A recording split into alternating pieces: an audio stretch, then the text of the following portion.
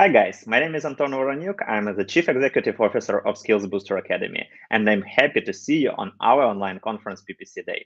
Today we will talk about paid traffic, how to create really great and performing Google Ads, Facebook Ads, how to start using analytical tools, how to switch from Universal Analytics to GA4, how to make your conversion higher. All these topics we will use and we will talk during this conference.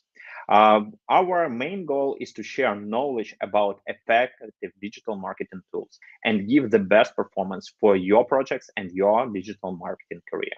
I will start with my first presentation, and it will be my topic, top 23 PPC tools for digital marketers. I'm really will be happy to learn more about you. I see that we have listeners from Lithuania, from Bulgaria. Please write in chat from which country you are watching us. We will be really happy to know more about you and about your country. So guys, as I've mentioned, today we will talk about the PPC. We have Croatia with us, we have Ukraine, we have other countries, great. So let's start with short intro. We are on the digital marketing field for 15 years. We started and still working as one of the biggest Ukrainian digital marketing agencies, Web Promo. We are Google Premier partner, Facebook marketing partner, TikTok partner. In our team, over 100 certified specialists in Google Analytics, Google Ads, and other digital marketing fields. Our clients are not just local Ukrainian brands, but reputable international brands such as Vodafone, Sanofi, Bayer, Johnson & Johnson, and now even such organizations as United Nations, OSCE, etc. As I mentioned, we are Ukrainian teams and we are proud to be Ukrainian. This war changed a lot about our lives, about our challenges. If before the war we were mostly focused on our Ukrainian market, now we start our global approach. If you want to support Ukraine, if you want to support Ukrainian, my colleagues will send the links to the really good foundations that help Ukrainian army, that help Ukraine. They are United 24 Foundation and Printula Foundation. We're really happy to support our country and go together to the victory. So this was short intro about me and about us. And now we are sharing the main information which will be really useful for you. Today we will share a little bit about the tools that you need to have in your toolkit if you want to be really efficient paid traffic specialist. So what tools you have to use? The first thing you need to understand that we are not just doing our work as agency, and we will be happy to help you as agency, but we are also teaching. We are teaching on Udemy platform, and on Udemy we are Udemy instructor partners. We have over 370,000 students from all over the world.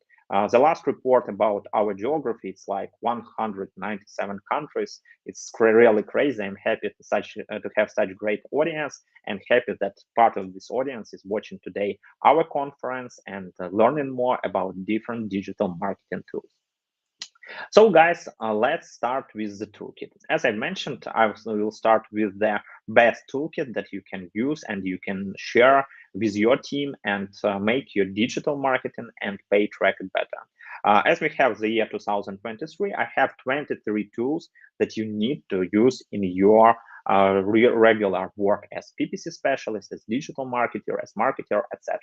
So let's count. You can use your fingers. I think that the guys who are really pros on this conference, I have maybe fingers of one hand, or you can use like marks and try to count how many new tools you will know from this presentation. The first, I'll start from data. Before you will launch the PPC campaign, you need to get data, you need to get analytics, you need to understand your target audience, your competitors, etc. And the first, our group of tools, it will be about competitive analysis, about researches, and how you can implement this data in your work, in your daily routine. Let's see how it works. The first tool I would like to recommend is SimilarWeb. We are not just like Google partner, Facebook partner, and so on. We are also similar Web Gold partner, and this tool is really crazy, giving a lot of insights about how you make your PPC campaign more efficient and better. Similar Web can help you to go from scratch and learn more about traffic on your competitor's website, which traffic comes from Google, which from Facebook, which tools do they use. It helps you to find the right keywords in your paid traffic, search campaigns, etc. So if you want to start your digital marketing activity, you need just to go to SimilarWeb and find a lot of useful insights from this tool.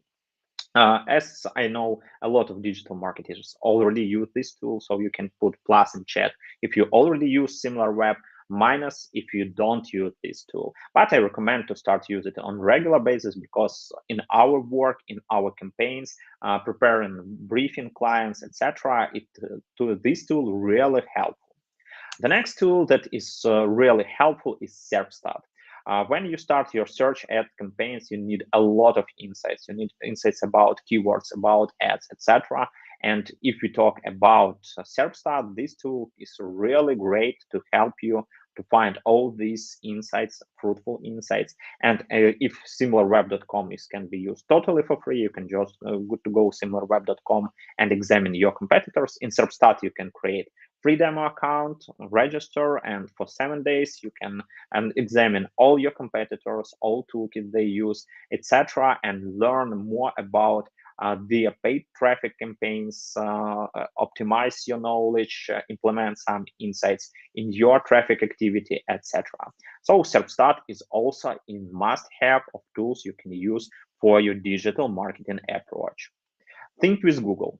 Of course, if the first tools, they are easy to use, you just go, you type in your website or you type in your competitor's website. The next three tools, they're really great because you can get a lot of information about your market, about your target audience, and about the exact niches. So the Think with Google tool is really great if you want to inspire, if you want to get insights, ideas, and inspiration.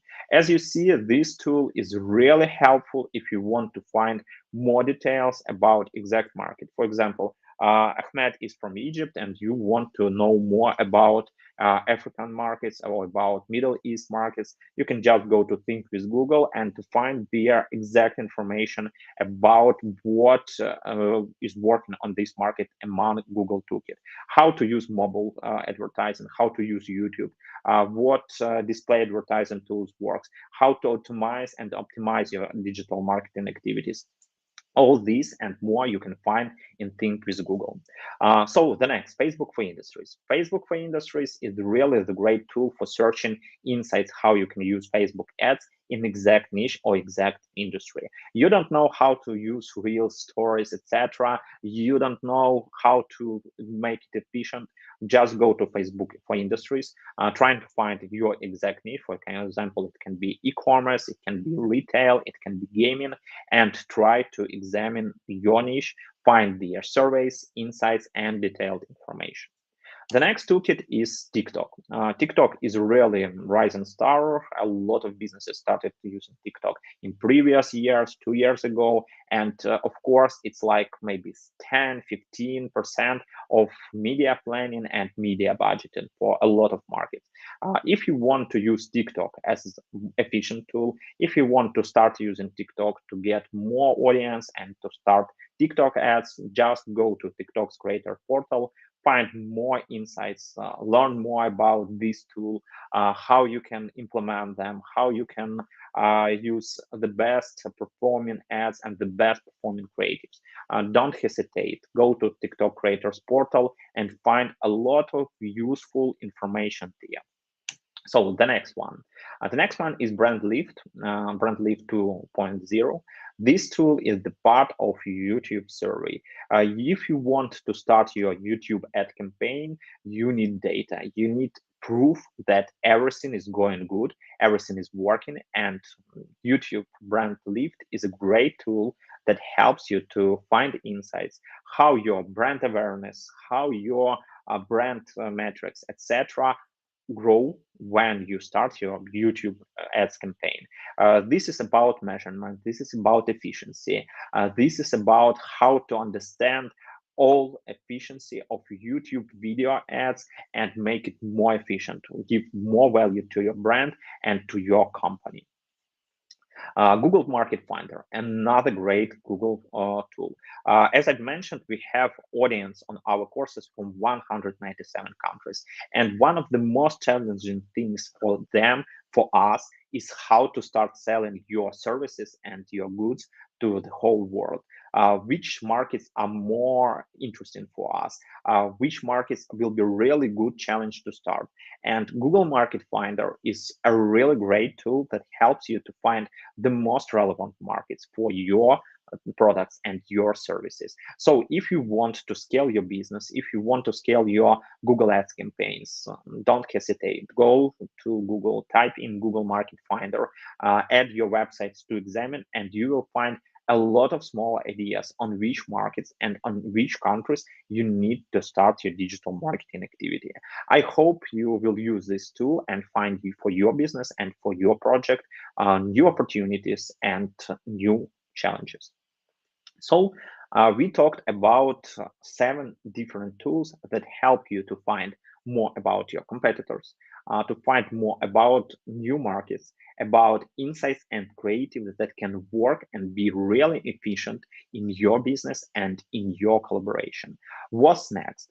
To be a really efficient digital marketer, PPC specialist, you need to work with creatives and make really beautiful graphics, video, and implement this in your communication strategy. The next section of tools, we will talk about must-have tools you can use for your PPC advertising to make them more beautiful and more efficient. The first one is like industry leader. I think that the most of you use it. We, for example, use it. It's Canva. Canva help you to find and create really fast templates, working solutions for your Google ads, Facebook ads, TikTok ads. So it's about creating banners, posts, etc. I recommend to use this tool. It's really making your creatives more beautiful, more interesting, and more engaging. What's next? Vista Create. This tool is not such popular as Canva, but it's Ukrainian tool. The most of the team is still in Ukraine, and we are supporting Ukraine. We love Ukrainian tools, and we also use Vista Create to make our design better, to make our ads more better performing, and design it our ways. So if we talk about next steps, it's how to make efficiency and how to make your ads more better performing, especially if we are talking about display ads. And the great tool that we found for ourselves just not long far away, it's Creatopy. Creatopy is ad design automation platform. They do a lot of small things that make your life as PPC specialist easier and better. You can automate your campaigns. You can automate creating of your creatives. You will find a lot of small insights and ideas that will help your campaign perform better, get more clients, get more conversions, and get much more higher ROI. So Creatopy is also must-have tool you need to try. As most of the tools in this presentation, they have a free demo, free trial. So just go register, try this tool, and you will see a lot of small insights that will help make your digital marketing performance and PPC performance better. Looker Studio. If we talk about visual stuff, of course, all marketers, all digital marketers, they love beautiful reports. And Looker Studio is one of the best ways how you can run through all this stuff. Of course, you know this tool. It was Google Data Studio. Now they changed their name. And this presentation, it helps you to find the right tools to use. We have a question from Mark Mueller. Are you going to share the list of tools after the presentation? Of course, guys. Everyone who is registered on our website, skillsbooster.net, for this event will get not just this presentation with a number of tools, but the presentations of all today's speakers. And also you will get additional presents, additional gifts from our partners. So Looker Studio is the next big thing. It's the tool which is like must have because it's a part of Google infrastructure. And on the other hand, if you want to create really clear reports for your clients, if you want to get the best performance, if you want to show the easy to use funnels, I recommend to start using Looker Studio. Our agency do it for many years. We get and grab data from Google Analytics, Google Ads, other platforms to show our clients easy to use reports and easy to use performing. What's next? In video. These tools is really easy to use if you want to create video creatives. It has a lot of templates. It has a lot of integrations with Shutterstock, iStock, other stocks, and so on. So if you want, for example, to launch your advertising and start talking about any activity, like you have sale, Saint Valentine's Day sale. We have just 2 weeks for this great holiday. You want to start this sale right now. Just go there, find the right template, and you will find a lot of useful templates that will help you and go through all video creation process. The previous tools, 5 previous tools, they all were talking about one big thing. It's about visual, creative. They are really very important. You need to understand your target audience and your competitive market. We did it in the first section of tools. You need to communicate correctly. The visual effect of your communication, it's about how people will see you. Will they manage to click on your ad? Will they manage to go and convert from like just click to sale and so on? So all previous tools helped us to get audience to our website. But another great question is how we will measure the efficiency of our digital marketing performance and how efficient are our paid ads. So guys, the next step is what is good or what is bad.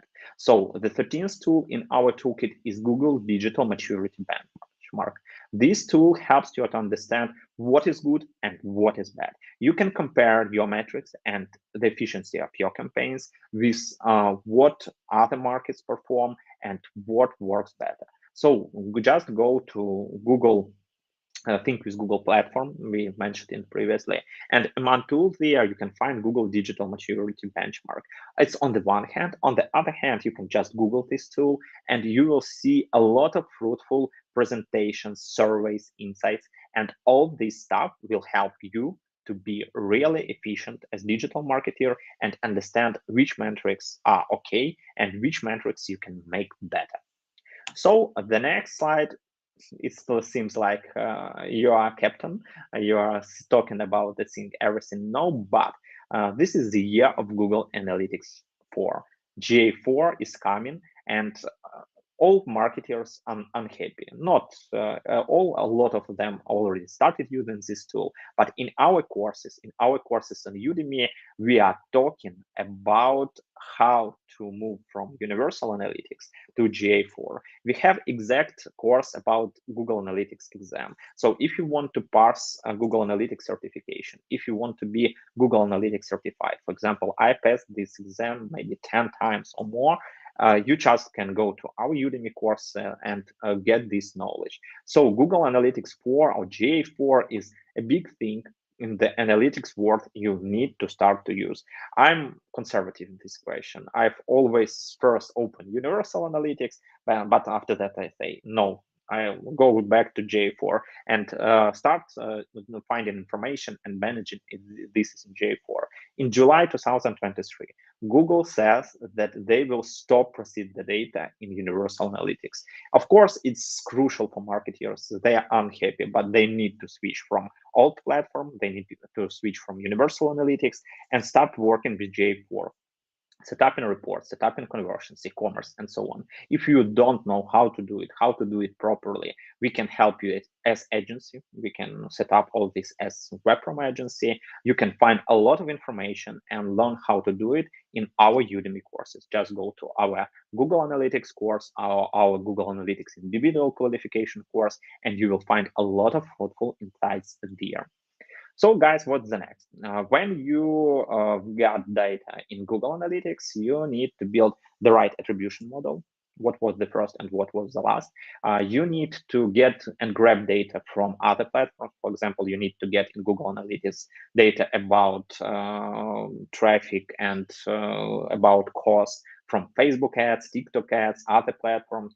It's really easy to do with Ovox BI. Ovox BI is a really great tool that help you grab all this data and put in Google Analytics. So if you want to be really efficient, if you want to show all this information in the right way, don't hesitate, go to try Ovox BI. They have one stream of data totally free. So test this tool, and I think that you will be really happy as digital marketer because your data in Google Analytics became more full, more answering the question what really works and what don't. So all this stuff that we named previously, it was about analytics. We run from data. A lot of tools from competitor analysis gave us data. After that, we talked about creativity, how to create really great ads, creatives that will perform well. And we talked about analytics, how to measure results and how to interpret the data in the right way. Now, just a small part of automation. There are a lot of great automation tools. You will have some speakers of really cool automation tools today in our agenda. But if you want to implement tools that make your life as PPC specialist, as digital marketer, much more easier, I will share with you a few more tools that will be really helpful. Let's see them. The first of them is Uptime Robot. Nobody loves when the site go down. So if you see that site is down, we need to do something. Uptime Robot is really great tool that helps to understand when is something happen and something goes wrong with your website. You can set up really easy to use alerts that will give you SMS notification or email notification when your website went down. So go there, set up alerts. They have a great free version and a lot of things you can do there totally for free. What's next? Digital first AI. If we talk about everything that is connected with AI, it's really a great boom. Of course, ChatGPT rocks there like a few last days and last weeks, but there are a lot of other great AI tools that can help you as digital marketer. We have a question from Kyle Peace. Can we share this conference to others? Yes, guys, sure. This is free online conference where we share our expertise, where we want to help you grow your digital marketing career. We will be really happy if you right now put like to this video, share this video in your social network, and of course, comment that you like it and give this information further. So Digital First AI has a lot of implemented toolkit for AI activity for your campaign. For first, they have a funnel that helps you to go through your digital marketing strategy and start it from scratch. The next, they have a lot of small tools that automate and make AI tools your life better using creating text for ads, creative for ads, implementing the settings for ads, etc. I recommend you to go and test digitalfirst.ai because it's easy to use tool that help you understand how AI can work in digital marketing and in work of PPC specialists. ChatGPT. This, as I've mentioned, this guy rocked our Facebook, LinkedIn communication, and so on. A lot of people are sad that their work will be destroyed by ChatGPT, but it's not the first such solution in neural networks. It's not the last solution in AI of digital marketing and marketing. So this toolkit is really helpful. This toolkit at now is free, but I understand that they will change it because there are a lot of people that want to do something with ChatGPT and the capacity is really low. If you didn't test ChatGPT, I recommend you to go do it and to type in, for example, hello ChatGPT, can you write my Google Ads text or Facebook Ads text about, I don't know, digital marketing courses? And I think that you will be really happy with the result you will get.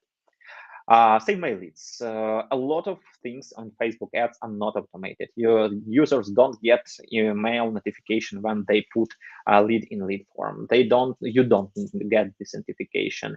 And if we talk about everything which is connected about Facebook ads forms, and so on, I recommend you to test Save My Leads. It's a really great tool that automate your life and makes it easier. So the last section of our presentation is fighting for the conversion. You've got traffic, you understand how it works, but your conversion is low. Your ROI is not such perfect as you was dreaming before you set up your first digital campaign. So how to make the conversion higher? The first thing is clarity. This is a really great conversion rate optimization tool that has a lot of toolkit that helps you to understand where you lose your customers, where you lose your money. I recommend to implement Clarity Toolkit and do it as fast as you can. The next one is Lucky Orange. We will have Sarah from Lucky Orange on our conference. I'm really happy that we have such great speakers, and she will share how to use their toolkit, but this tool gives you really beneficial heat maps that help you to find more information about where do you lose people in funnel and how to make it better. The last but not the least, Optimum. You've got your audience to the website and they say, no, I want to buy nothing. I don't want to buy on this website. And they try to leave. At this moment, you can pop up them and pop up with the really efficient pop-up forms. And Optimum is a great Hungarian tool. I saw in the chat that we have guys from Hungary that helps people to don't leave your website, but get the information, start performing with them, make your conversion higher, don't lose customers, don't lose money. And I recommend this tool to start to communicate.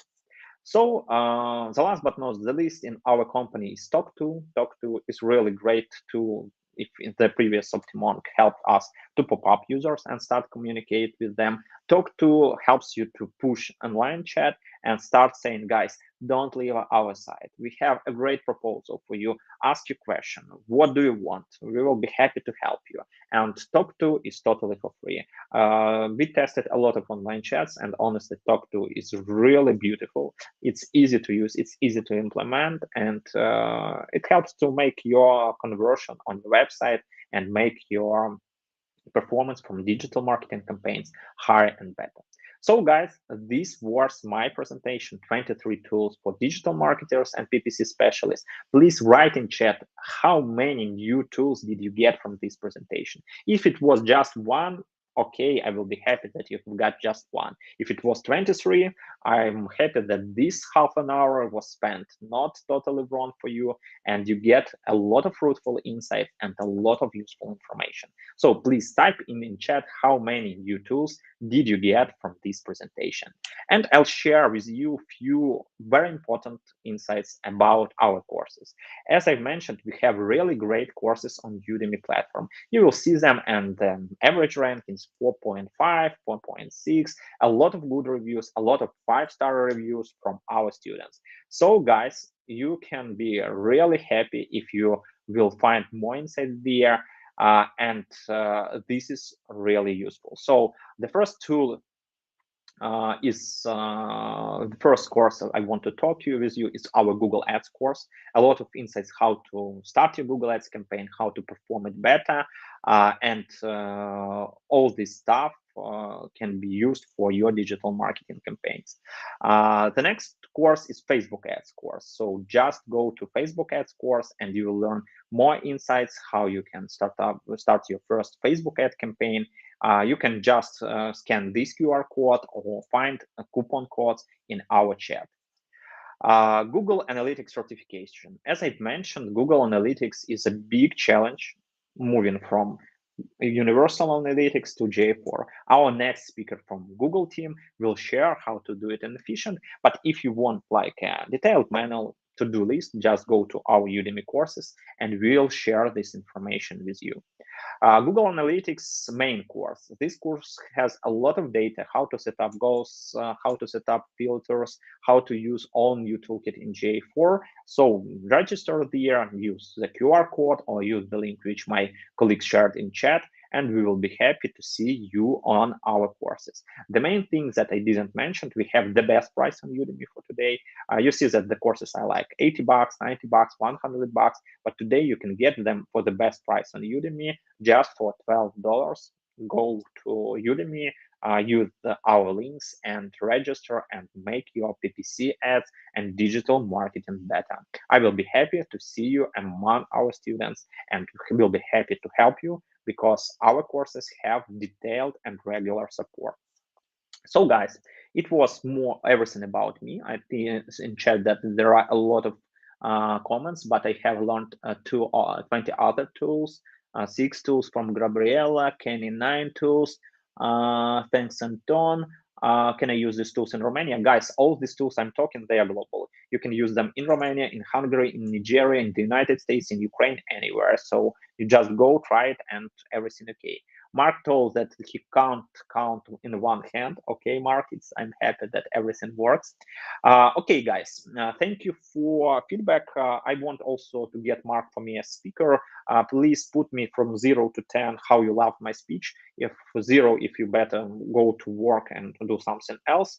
10, if it was perfect, maybe 9, 8, if it was not such perfect. I will be really happy if you also will share with me feedback for my speech from 0 to 10, how it was helpful for your digital marketing challenges and approach, and what did you get from it.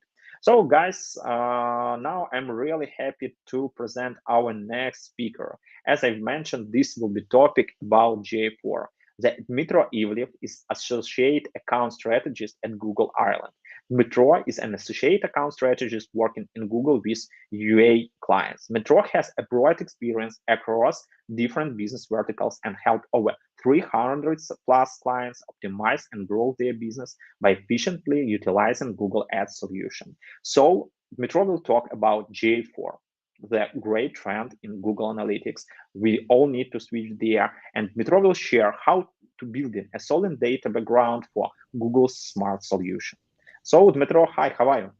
Hi, Anton. Nice to meet you. I'm good, and nice you? nice to meet you. I'm really appreciate to have you on our quick conference, and I'm happy that you will share such useful tool as GA4 Insights with our audience.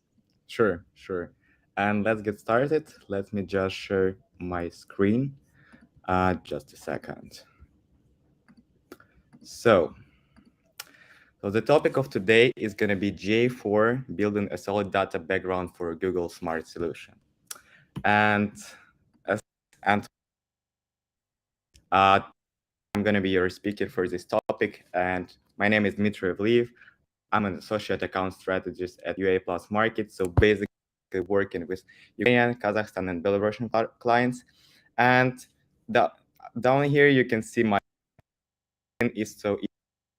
Just feel free to do so, to connect, so we can just chat later on. If everything is working properly. Yeah, everything is okay. Great. So a small agenda. So we changing digital landscape, and last but not least, get started with GA4. So let's kick off our presentation. So the main thing you need to know: 2023 standard universal. What does it mean for you? For you as a business, for you as a PPC agency. That starting from July 1st, all of the data that was flowing previously in Universal Analytics need to be transferred to the Google Analytics 4 properties. If you didn't transfer till this timing, your data would be lost. So I'd like to get the feedback from you. How many of you know about this update right now in the group?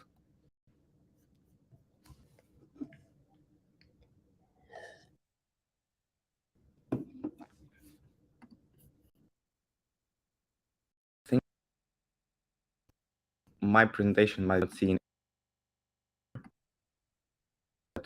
Okay, let's kick off to the next slide. So we know that this is an important thing, an important update, and we have not that many time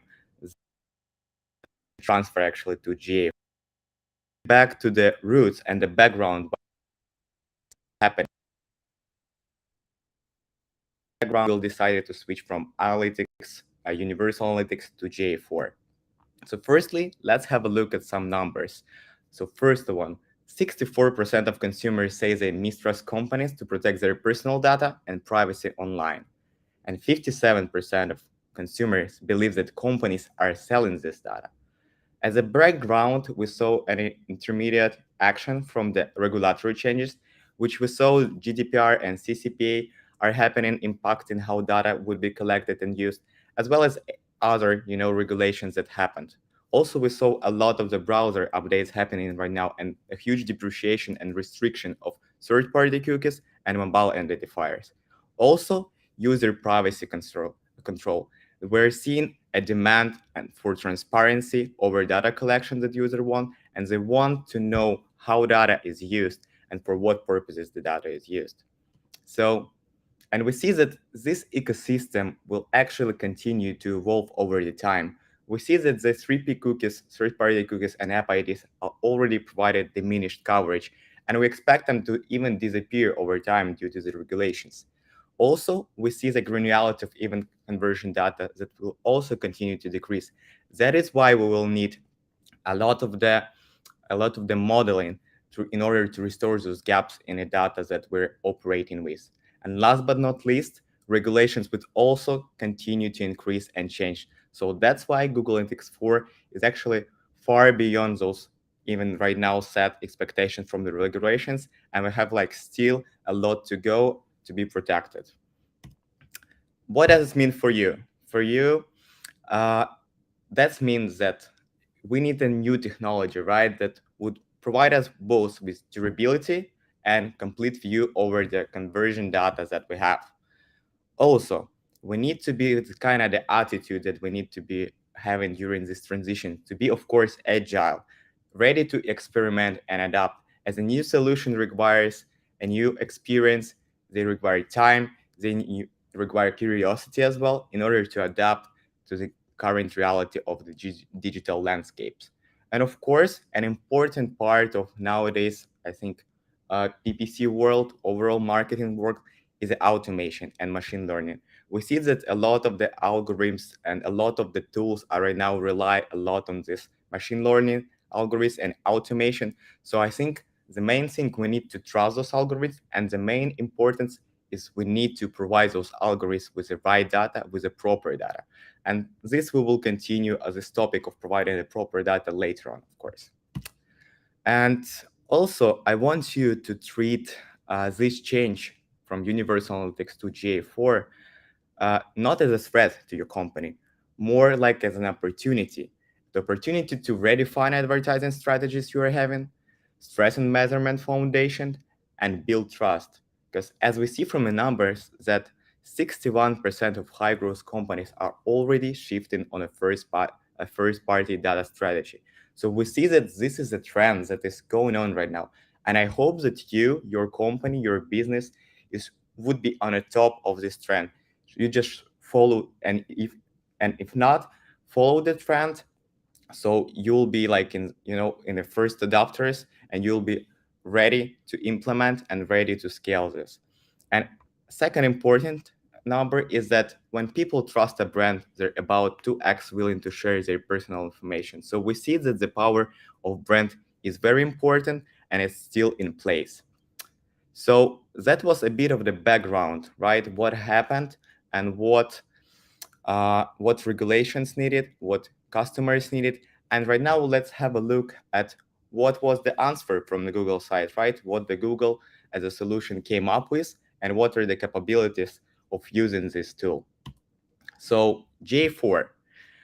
So let's have a look. So how does Google Analytics 4 could help you better achieve your business outcomes? Firstly, looking at the first step, we see that Google Analytics 4 would provide with and would be able to collect and reach first-party data in a privacy-safe way. So those would be the web interactions, app interactions offline, other business data such as CRM or your call center reports. And using this data, we could actually derive the powerful business insight by putting all of this data in one place in order to have a holistic view over the users. By having this holistic view, we could get an insights that further we could activate using the Google Ads accounts or Google Marketing Platform tools. Also, if you want to go deeper into advanced analysis, there is an opportunity to work with a BigQuery, and I think that a lot of the PPC manager agencies and data analysts are very happy with this update because right now it's completely free and you can work with this advanced analytics on another scale. Next slide. And a small comparison, right? What is changing versus like Universal Analytics versus the Google Analytics 4. Firstly, durable tracking built on privacy. I think privacy today is going to be the main word I would be repeating constantly during my presentation, but it's really important to understand that this is a huge trend, and this is kind of a need from the market, be privacy-centric. Second one is conversion modeling and behavior modeling. Versus in Universal Analytics, we're only relying on observable data. And as we saw, there is a risk of losing this data, having the data gaps in your analytics because of the depreciation of mobile IDs and third-party cookies. So by having the modeling systems and machine learning, that will help us to restore this data and act and perform our web campaigns in a more efficient way. Also, the importance of web plus app. I actually love this feature a lot because right now you have a unified system where you see all of the data inflows just in one place, whether like you go to the different spreadsheets, different tools just to compare, get the numbers. Right now, all of this is in one place in Google Analytics 4. Data-driven attribution and engage view conversion versus the last click in Universal Analytics. I would concentrate more here on data-driven attribution because I believe attributing in the right way is a key in order to allocate your budgets in the most efficient way and understand the full performance of your ads, understand the customer journey. And data-driven attribution would help you to do so because it's customly built for your account based on the needs of your business and based on the behavior of your customers. And last but not least, unified measurement of user interaction and events versus the separate heat types in Universal Analytics. Moving to the next slide. This is actually one of my best, the best one, liked one slides. I love this slide a lot because it actually helps us to understand correlation and integration of Google GA4 property and our Google Ads products, right? And how this actually have an influence of what data we track, how we track data, and what kind of the outcomes we receive in the end as a result as the revenues. So firstly, let's have a look at the audiences as a key part of the perfect campaign setting, right? So firstly, we have a different audience types that we could implement in Google Analytics 4. So firstly, of course, it's a Google signals based on affinity segments and demographic data. The one I like a lot, the new one that is coming, is predictive metrics. So we would be able to track and would be able to target the predictive metrics such as purchase probability, churn probability, revenue prediction. I think that it's a very great tool and it's kind of next step working with the audiences. And of course, you will have the custom-built audiences based on the dimension, metric, events, and the needs of your business. And the second essential part of this activation of results from Google Ads campaigns is the conversion. Of course, conversion is the king in a digital marketing world, and conversion allows us to actually track, understand the efficiency and performance of our campaigns. And if we see that those two inflows, those two important parts of the Analytics 4 have an inflow into our Google Ads products, so such as Google Ads account, CA360, DV360. And we see that they have a huge impact on the solutions such as auto bidding, data-driven attribution. And by my main message over here in this slide would be understanding on importance of the data tracking and how you track data and what is the quality of your data. Because as we see here, if the quality of the data would be poor, we fit this, we fit our smart solutions with a poor data. Of course, we're gonna receive a poor result. So it's important to understand that actually the journey, the performance of your ad campaigns is actually not even on a setting of the campaign. It's far beyond. It's based on the tracking that you set up for your campaign, and afterwards you give a afterward you have a reward in having like very good campaign and having the proper results and revenues inflow. And here I would like to show you the important for those. I think that would be an amazing use for those who use YouTube constantly and work with YouTube closely. The recent opportunity, what is happening in GA4, that let's say the user watches at least 10 seconds of skippable in-stream ad on YouTube.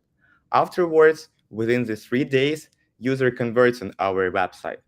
By this metric, by web engaged view conversions metric, we're gonna see this interaction. So it actually opens a new landscape for us in order to understand how YouTube works and to actually understand the whole value of the YouTube, because sometimes YouTube could be not attributed correctly, right? Because we're not sometimes seeing the whole power and the whole influence of the YouTube campaigns on our customer journey.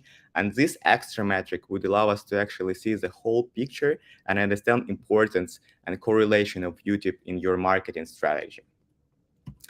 And the slide I also put it here is just one more time, just one more reminder of this customer journey over the customer journey and how all of this data is interconnected and how it impacts our revenue growth. So as we see here, it's all of course starts from the user.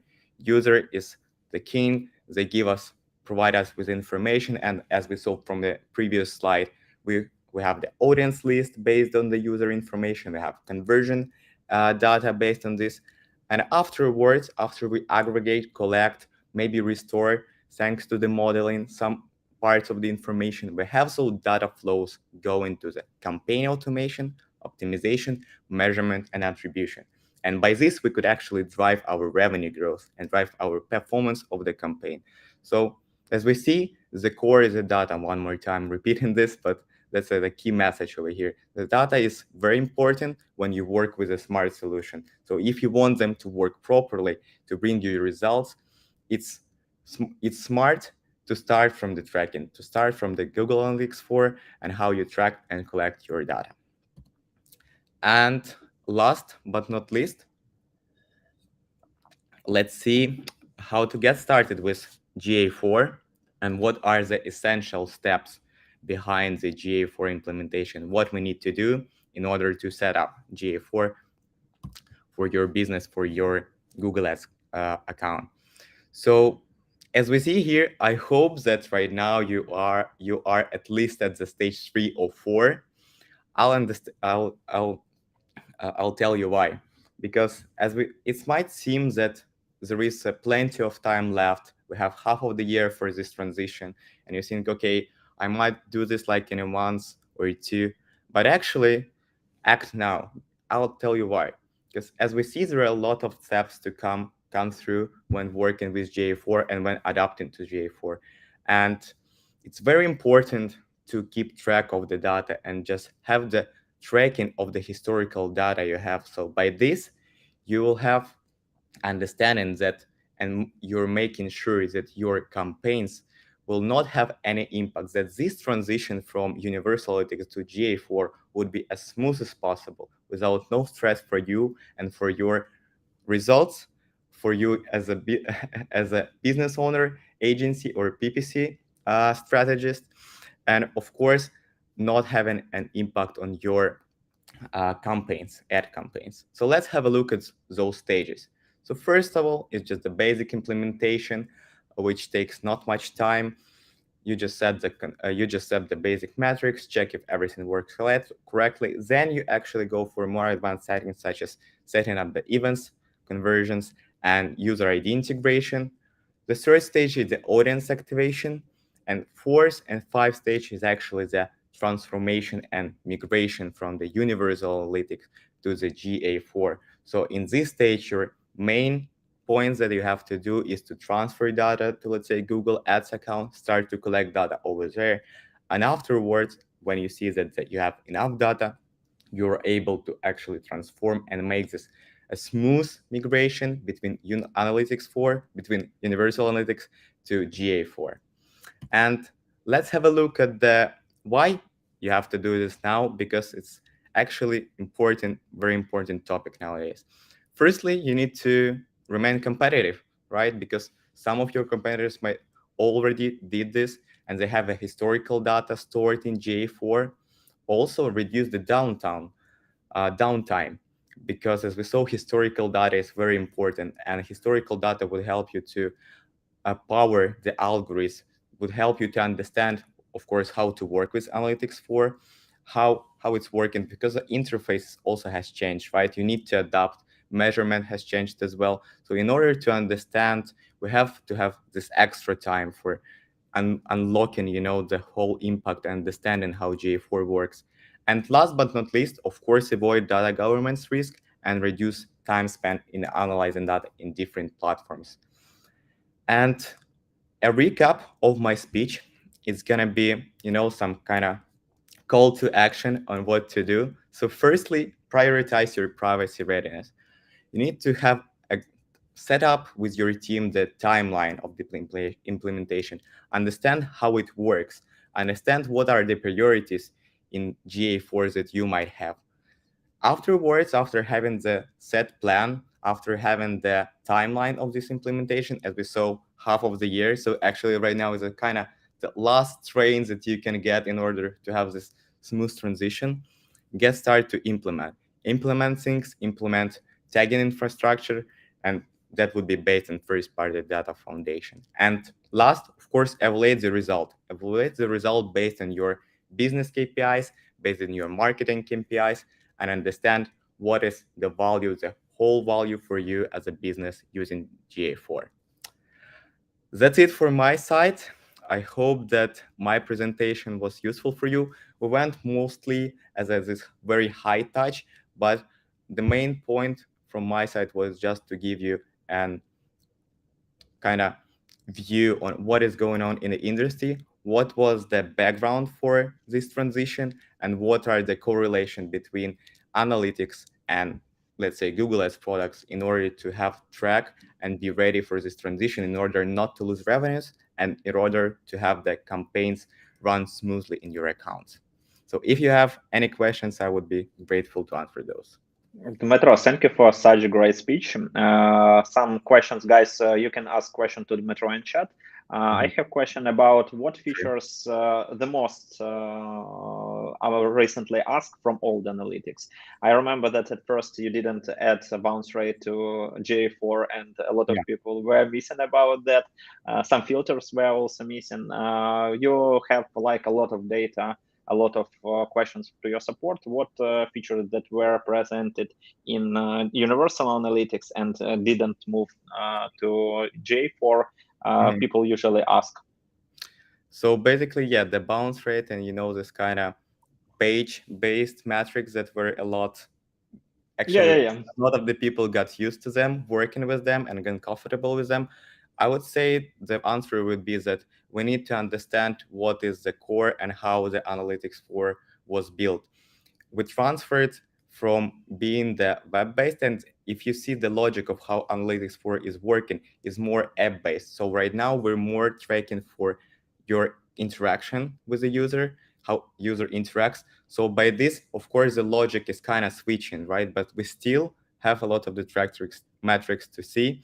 But yeah, those page-based metrics are the most common ones and the most missing ones so far. But I hope that we got comfortable with using the new metrics, and this kind of would be the ones that we would just think about. Okay, that was sometime I used a bounce rate as a metrics that right now, for example, you could use a scroll as a kind of measurement of how the involvement of your ads are working and how involved your audience in your website.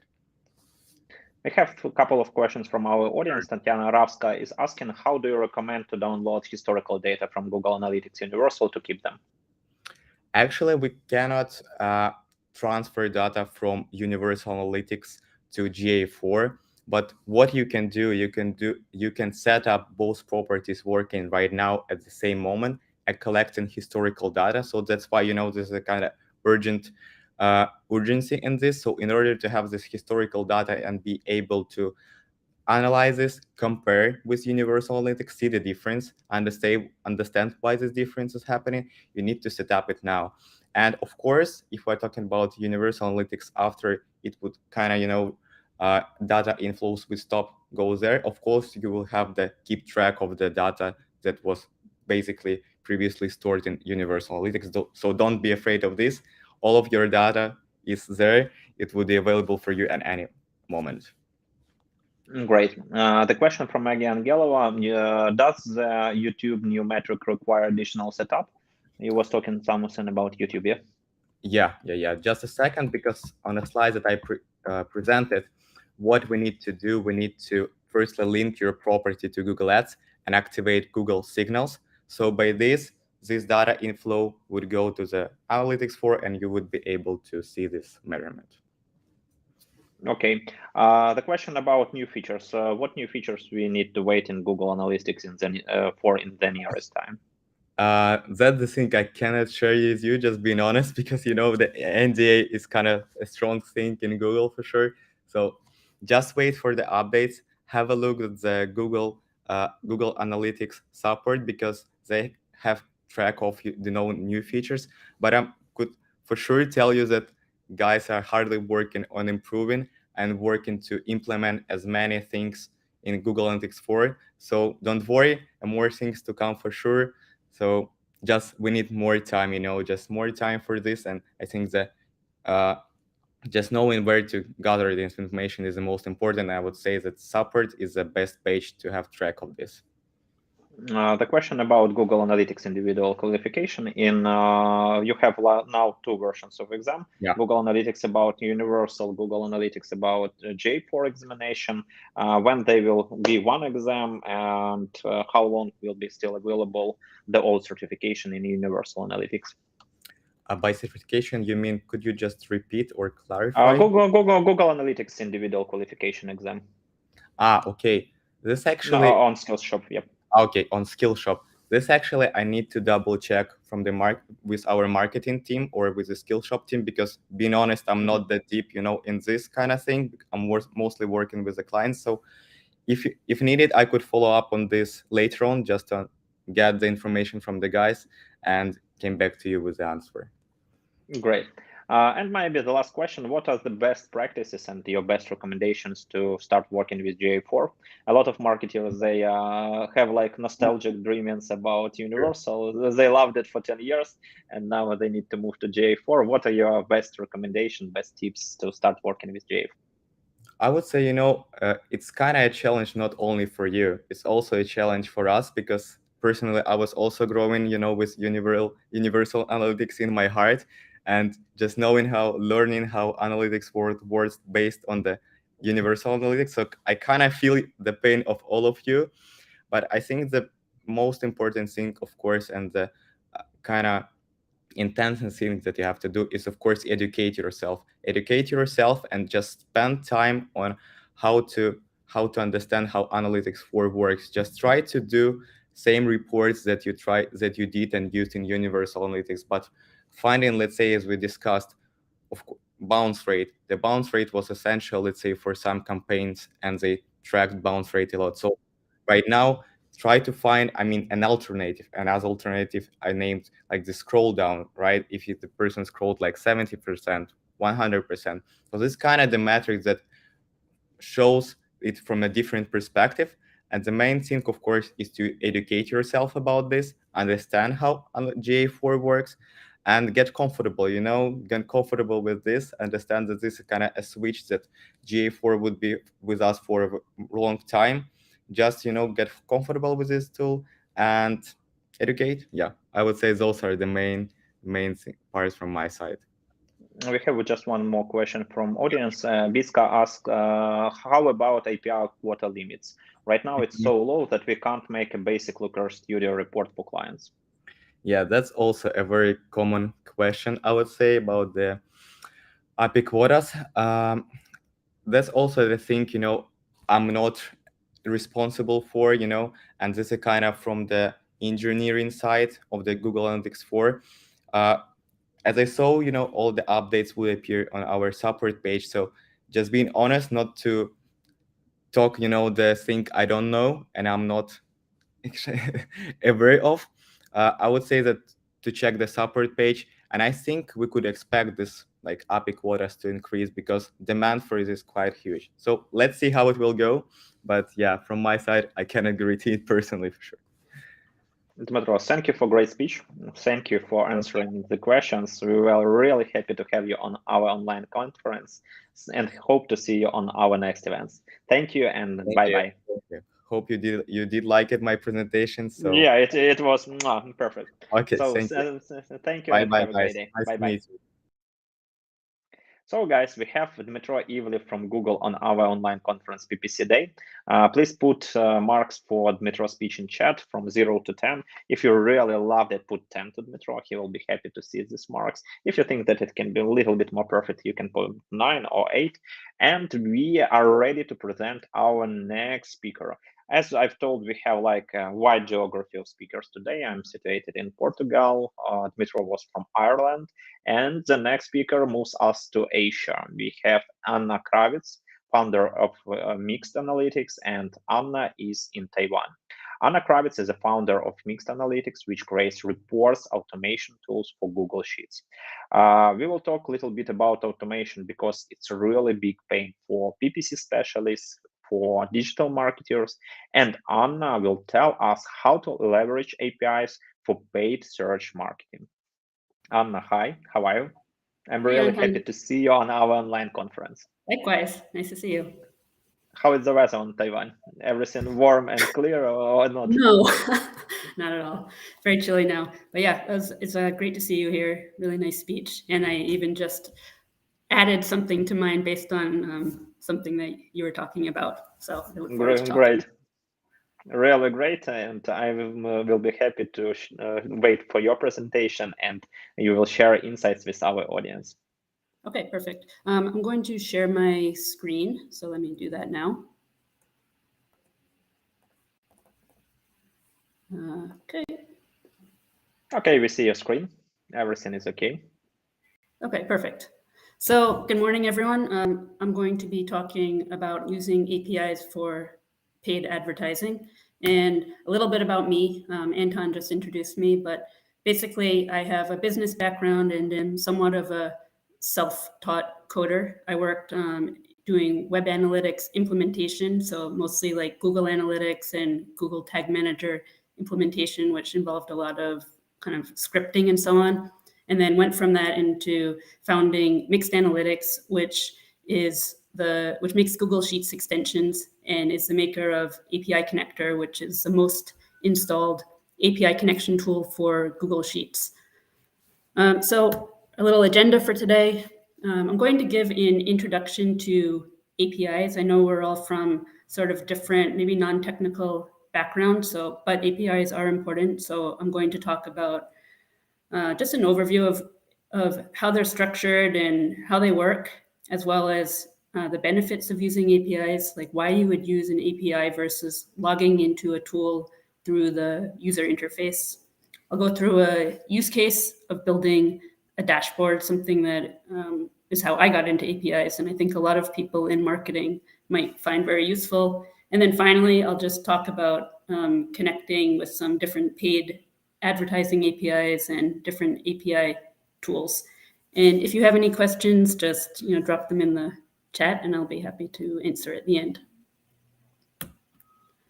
Okay, so what is an API? API stands for Application Programming Interface, which does not tell us a lot, but basically this is a technology that allows software applications to communicate to one another. What this means is you might hear these words. There's on our side, this is our side sending the message.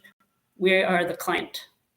We send a message. I'll talk in a minute, I'll talk more about this particular structure, but this is what an API request looks like. So from the client, like our computer, we send a request to a server, and the server sends back some data. And that's really what an API is. It's just sending a message, sort of transferring a message like a waiter from a client to a server and back again. And I guess the very interesting part about this, or the reason that it's so useful, is that all of the things going on in the background are actually not really necessary. It's a very light layer. So in this little example, like we're fetching, let's say, public holidays, we don't actually know how the server is getting those holidays, what kind of stack they're using, what their code is, anything like that. All we need to know is that when we send this URL, they send back a response. APIs are really everywhere in the modern internet. So you are already using APIs when you're doing anything on social media, like liking images or leaving comments. If you're using Google Maps or looking through your videos, and as we'll talk about more in this talk, anything you're doing with advertising, when you're fetching advertising data or doing, setting up your campaigns or your budgets, all of this is using APIs. And the reason that they're so important is most of the same reasons that code or software is so important. So I'll give you an example. So for efficiency, we all probably know Uber. It's a ride-sharing platform that connects people who need taxis with drivers. They can focus on that particular functionality, on making a really good routing and matching function. Mapping is actually like a big part of their app, but they don't need to produce their keep their maps up to date and do all of the work of setting up maps. They outsource that by using the Google Maps API, and they can fetch all that mapping data without having to have a whole team driving around or getting updates from different towns about where the roads are. And similarly, when you use any kind of weather app, they are usually not placing building their own weather stations and so on. They're usually pulling in from a weather API all the data that they need, and then they're building an interface around it. So this is why we use APIs. And then of course, like automation and accuracy, once you have your basic API requests set up, you can schedule them or set triggers so that, if this happens, then that, then do some other action. All of this, the more you can automate, the easier it is to do and the less room for human error. And then the final point I just want to make, which is I think might be key to why APIs are not a new thing, but I feel like in the last 3 or 4 years, they've exploded in maybe public awareness. And I think a lot of this is related to this last point, which is about the ability to connect applications. Because if we go back to what I just showed here, you don't need to know anything about like how all these different tools work. You just need to basically keep this part consistent, send a request and get the response. And so a lot of applications there's a huge industry right now of connecting different applications together. And so Zapier might be like one of the best known ones. They can connect, almost any two. They can do something like you make a sale of your product and through Shopify or so on, and then you want to send out an email through MailChimp. They can do this kind of connection, and it's all being done through the API without any of these tools necessarily building their own integration. It's just as long as you have this API, things can be connected. And the power of this has become really like people can leverage this themselves with all like a new breed of tools that started popping up several years ago. Okay, so let's change gears one moment. I'm going to show you just how to actually run an API request. I don't know if you're going to be able to see this, but one thing you might not know, which is what I want to show you, is that your web browser is actually an API client. So I guess you can't see the URL here, but basically when I clicked that URL, it gave me a response. So let me go. So your web browser is itself an API client, and this is what an API URL looks like. It actually, you might notice, it looks exactly the same as a web URL. When you're browsing the web, API URLs are using the same technology, the same HTTPS technology that is behind the entire internet. It's just that instead of returning HTML, they return, data. Oops. So what you might have seen when I just shared that, that when I just clicked on that API URL was that the response looked like this. This is a very common type of response for APIs. It's not the only data format, but it is by far the most common. This is called JSON, and it returns data in these sets of key value pairs. And so the key would be like what you see here on the left, error, and the value is the value of the key, so false. So the category, and then this would be programming is the value of that category. You might also come across some other formats. XML is an older format that is not so popular anymore, but you still see some APIs that use it. CSV, one thing you might notice if you're, and I'm pointing all this out about formatting because if you're working with data, you just need to be comfortable with the formats you get back. And this is what you're most likely to see. CSV is something that if you're working with Google Sheets or Excel, any kind of tabular data, you probably have seen CSV data and comma separated data. And that is also another format you get back from APIs, because this type of data, you can see it's there's data, it's kind of like a tree. There's these keys that are nested inside other keys, and to move it into a table, it needs to be flattened out, while CSV data is already optimized for a table. But anyway, you'll see any of these formats when you call an API. And finally, I just want to talk about the structure of an API. There are 4 parts. There's a request method. When we called an API or API request URL before, that implicitly used the most common method, which is called get. And it's exactly like it sounds. When you use the get method, you're getting data from a server. There's other methods, though. You can be like sending data, you can be updating data. So those are all called request methods.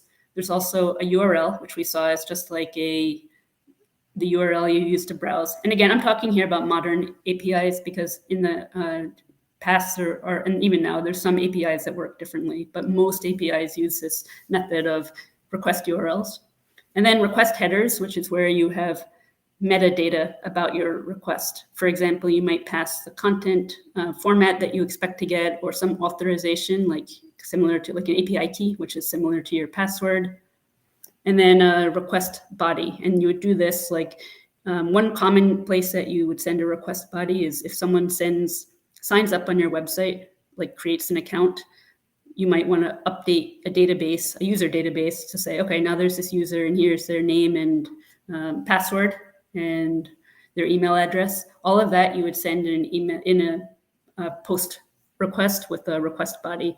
And just to stop this from being to make this a little less abstract, I want to show you what this actually looks like in an API client. So again, remember the API client is the thing that you use to send an API request. This is a tool called Hopscotch. So you see here, every API tool you use is going to basically have these same kind of interface. Here is where you would select your request method, get, post, put. You have a URL field, headers, and body. And this is my own mixed analytics tool. I'm just showing you because you can see that it's when you actually start working with APIs, you'll see a lot of consistency because that's maybe the purpose of them. It's very standardized and you see the same parts no matter which kind of method you use to connect. So here you have, again, the method, the URL, the headers, the request body. So even if you're not if you don't really have a background in coding, you can kind of get used to what it looks like just by playing around with a few different tools because you will see the same type of interface repeated. Okay, so let's get into why you would use this for paid advertising. Now that we've had an overview of kind of the light overview of how they work technically. Let's see, this is something you may be familiar with. If you work with paid advertising, you have likely been in this kind of interface. This is Google Ads, and up here is where you can choose different tools like keyword planner tool. You can select all your different reports here, settings, you can, whatever. You have all the data that you would expect to find in your Google Ads interface. So that's the interface. Alternately, you could run a request to the Google Ads API. And this is what that looks like. And again, it might look familiar because it's just like I showed before. You have your keys and values. all all the information, your metrics here, all the information and all of the functionality that you can do in this interface, you can also do through the API. And you might be wondering, like, why would I do this? Why would I want just sort of like a data feed instead of getting it all from this neat interface? That's a good question, and like sometimes there is no reason. If this is all you need, if you're popping in here once in a while and you just want to fetch some data, yeah, absolutely use this. But Anton mentioned, about automation. That's really a big part of it. If there's some data that you're pulling regularly, you don't want to go into these tools, every day and be exporting out the data and putting it into whatever tool that you're trying to run your reports in. You want something that you can automate and click a button to get your report updated for that day or week or so on. You also might just want like a different kind of interface. I was reading something a couple of days ago just about how when Twitter came out in 2006, it had many third-party clients that were using their API, and even to because the original Twitter interface was not very good apparently. And so there was a tool that even came up with the word to tweet, which at that point Twitter wasn't using. And so they liked it so much that they took it. So you see a lot of tools like that. For also like campaign management, we have a lot of third-party tools for Google Ads, because maybe it's not very convenient to log into that interface and do bulk editing of all of your keywords and titles and all of that. So you will see a lot of third-party tools that appear in order to take advantage of these APIs to do functionality, to provide users with functionality that is either more convenient or faster or just like automated. A lot of reasons you might want to get the data without actually having to log into the tool. And then finally, reporting and analysis. I'm going to go into that right now. So let's look at reporting and analysis. This is actually how I got into APIs myself, because as I mentioned, I was a web analyst and my clients were always asking me like, okay, I'm working with like Google Ads, Facebook Ads. I have all of these different tools, maybe like an A/B testing tool, like Visual Website Optimizer. And they didn't want to spend their mornings logging into every one of these tools. They wanted to have a dashboard, especially more senior executives who weren't that familiar with the individual tools. They want to fetch all that data and pull it into some type of dashboarding tool. So that's, I think, something really common, a really common use case for APIs that I myself got started with. So let's say when you are working with an API, the first thing you're going to do is at the documentation. And again, I'm assuming you're actually working directly with the API. There are tools that abstract all of this away so that you don't need to go into the API. But I want to show you like how you would do this if you're actually going to the source, just fetching data directly out of the API, because it's not actually that hard and you can have a lot of flexibility in what you can do. So here we're looking at the documentation for Google Ads. And you can see this is very common. They provide all of the different metrics you can get. They provide examples. In this example that they've provided, they show how you will get campaign name, campaign status, a bunch of metrics, for the last 30 days. And you can imagine, this is like something, I think this is something you would use, right? Like I would use this if I'm analyzing my paid search. I would like to get a report like this, maybe every month or so. So you take their example, you plug it into one of these tools, like I showed you a couple before. Again, this is my tool, but you can use any kind of API connection tool. You just copy and paste. Here we have a post request for the method, a URL here. All of this, if you're wondering where it came from, it's all in here. It's all in the documentation. And when you work with an API, the documentation will always tell you what you need to put in these. So it's not really anything to be like intimidated by. You just look at the documentation, you find the values and plug them in. And now once you hit run, because this tool is specifically for Google Sheets, you see all of your data in Google Sheets. And now if you can imagine, you repeat this with, for Facebook ads or for Instagram, whatever, any kind of platform that you're using, and you have all of your data here. You can then kind of aggregate it all together and have a dashboard. Maybe, get data from Google Search Console. This is something I did for a lot of my clients, and they always found it very useful. because it's obviously very time saving to have all of your data in one place in the way that you want it. I mentioned Anton. I just popped this in here because Anton was talking about using AI.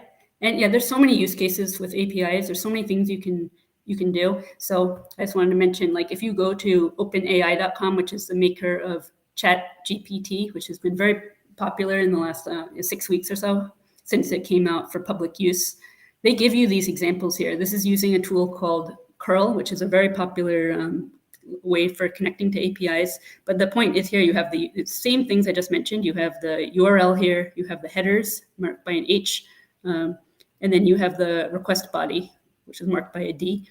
And so you can say, like, what day of, in their example, what day of the WEC, misspelled is it? And then instruction, fix the spelling mistakes. So there's like really endless things you can do with these, with using APIs. You can find an API for almost anything. And this particular API would let you create ad copy or fix your copy. It can be very creative, or just follow instructions that you give it.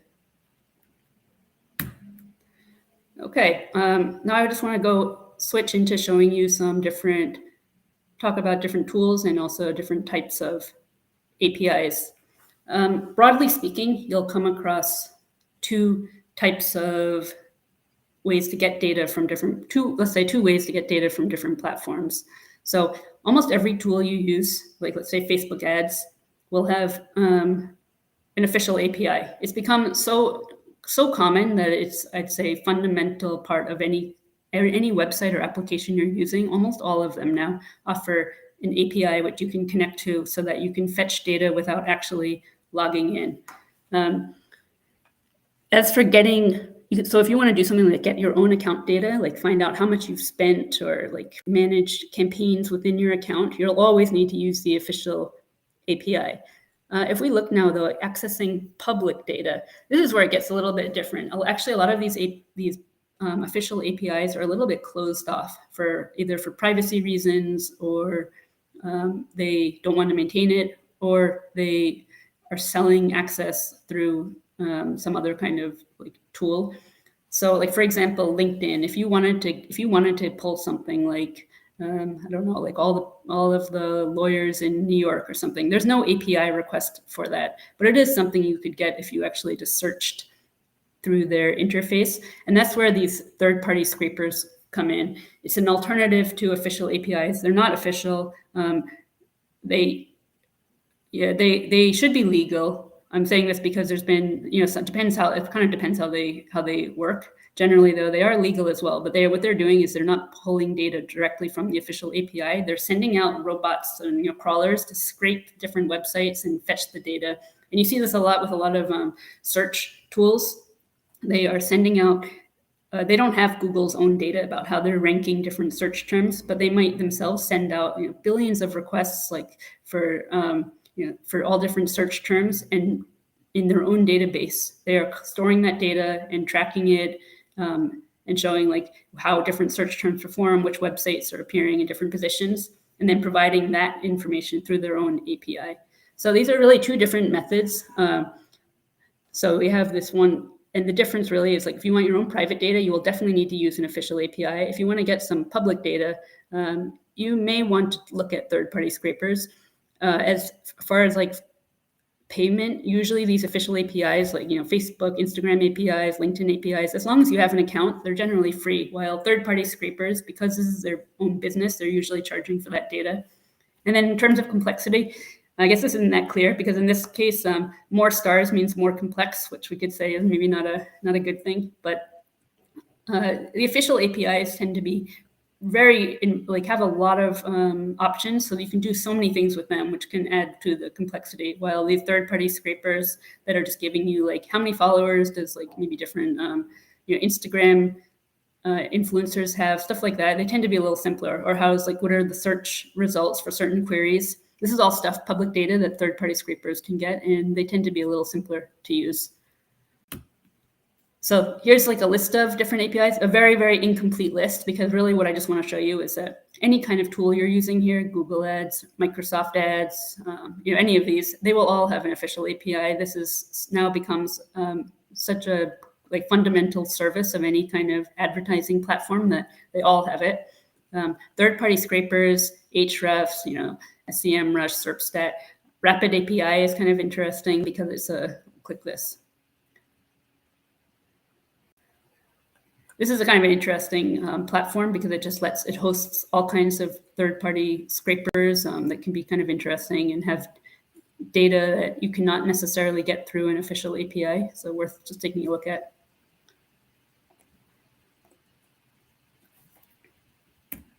Okay, and then finally, like, how do we actually connect to an API? Again, I mentioned curl before. This is probably the most common way, but it requires that you're sort of familiar with writing code. So I won't go too much into it. But curl or any kind of programming language, of course, can all connect to APIs. If we're talking about connecting without code, here there's a lot of different tools that can be very interesting. Like Postman is the most popular no-code tool for connecting to APIs. Swagger is one that's very simple, and you'll see it looks just like the ones I showed you before. You have like your request method, you enter a URL, you can enter your headers and so on. So you can do that directly through the web, which is nice. You have tools like Bubble and Zapier, which let you do build apps or create workflows using APIs. And then you have, for data specifically, you have tools like, my tool for Sheets. Supermetrics is a really nice tool. But they're more like focused on kind of a layer above the API where you don't interact directly with it, but they're also pulling from different APIs. You have native connectors like in Looker Studio, all of the Google tools like Google Ads, Google Search Console. They have connectors in there that fetch data from the API and put it directly into your Looker Studio report. Oops. Okay, and then the final slide is just a recap. So an API is some software it just allows software to communicate through a standardized syntax. You have the 4 parts to an API request that will be the same no matter which kind of tool or method you use for connecting. The benefits are just the same benefits you get when you use software. So it'll be automated, it's more efficient, you don't need to recreate the wheel, you can create custom functionality. Use case example for automated reports, or I think I added in that example of if you want to use AI on your any of your copy, your ad copy. And then for connecting, you would choose whether you want to use an official or third-party API like a scraper, or whether you want to connect with code or no-code tools. Thank you. And yeah, if you want to connect with me, you can find me on my website or through LinkedIn.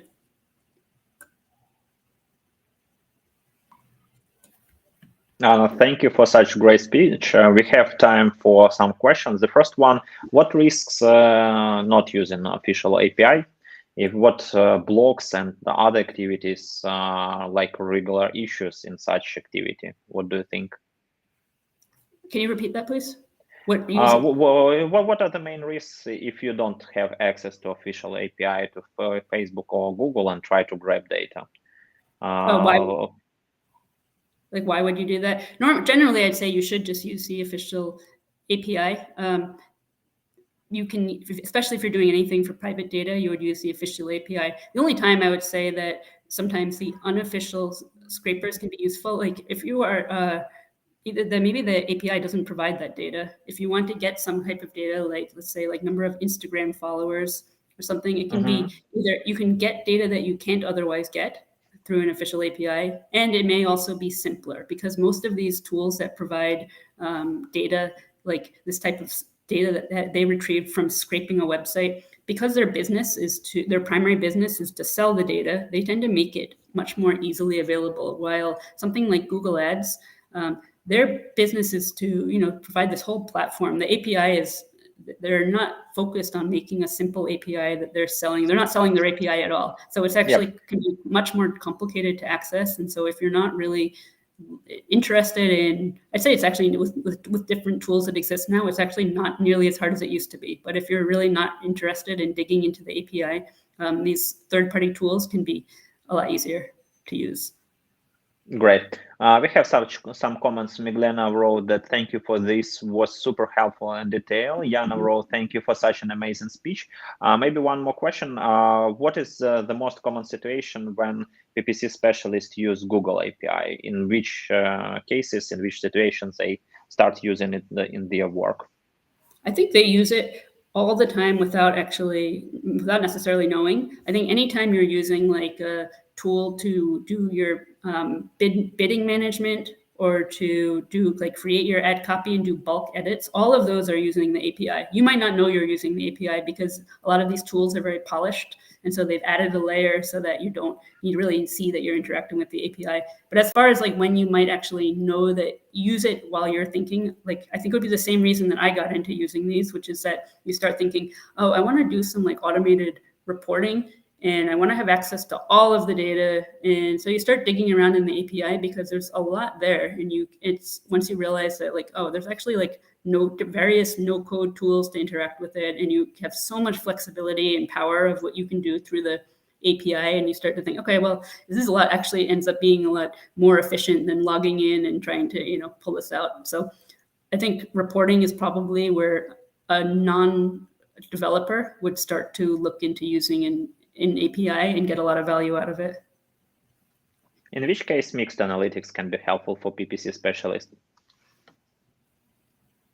Mixed analytics is useful just for connecting your data into Google Sheets specifically. So it's a lot. It's not just PPC, but it includes PPC or SEO or any kind of, really it connects to virtually any API. So that means like a whole range of thousands and thousands of different APIs. You can plug them into the form and then see the data in your Google Sheet. Great. So if you just like have an idea of something you want to connect to, and of course, if it's something like like we just talked about GA4, something like GA4 is so popular that there will be dozens of different tools. Everything will integrate with GA4. Like you can, but you don't need to use mixed analytics for that. You can find all kinds of specialized connectors for it. But if you're using some kind of tool that maybe is not like a GA4, it's like a level less popular, but you still find it very valuable for your company. And I think a lot of like paid like keyword research tools fall into that category where they're really valuable, but you just want to get the data like somewhere else to do something with it. That's when something like mixed analytics can be, or any kind of API connection tool can be very useful because you want to fetch that data and not necessarily in the interface that they gave you. Great. Anna, thank you for great speech. Thank you for sharing your experience and answering for the questions. We were happy to have you on our online conference PPC Day. Thank you and have a great day. Likewise. Yeah, bye. Guys, PPC Day is still online. We have a short 10 minutes break before the next speaker. I want to ask you, don't forget to put like under this video, share this video with your friends, and write in comments your mark for Anna's speech. If you loved Anna's speech, please put 10. If you think that some things can be better, put 9, 8, and we will be happy to get your feedback for Anna's speech. Now we were moving from easy to hard. My speech was like basic. After that, we have Google speech, which was more detailed about J4. The Anna speech was real technical, hardcore, which you can use for making your optimization better and use API for better result, for optimization campaigns, for grabbing data, etc. There are a lot of great insights that we've got from this speech, so don't hesitate. Please put your marks for Anna's speech in chat. And just in 10 minutes, we will come back with the next speaker, so stay online with us. It's time to take a new cup of tea or a new cup of coffee, and there will be really great speakers today with us. A lot of insights, a lot of case studies, and great tools. Prepare your questions, and I will see you in the next 10 minutes.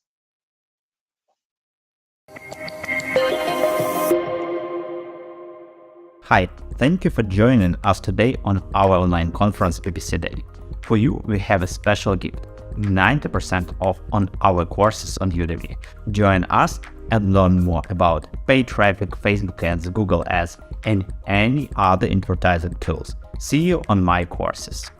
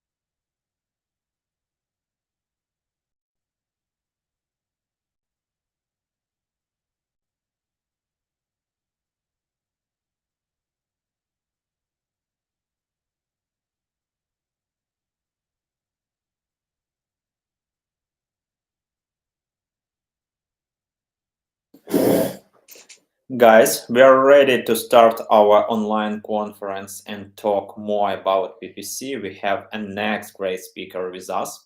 I want to present you Igor Ivitskiy. He's founder of School of Google Ads. He's situated now in Manchester, in England. In Google Ads, since 2006, he invested $2 million in Google algorithm research. He is owner of the largest Google Ads online school in Ukraine, a PhD in mathematical modeling. He will talk to us about 3 secrets how to reduce the impact of click fraud in 2023. Hi, Igor, how are you? Hi, Anton. Great. Thank you for introduction. I'm really happy to have you on our online conference. You can share your screen and start your speech. Great. Let's do it. Hi, guys.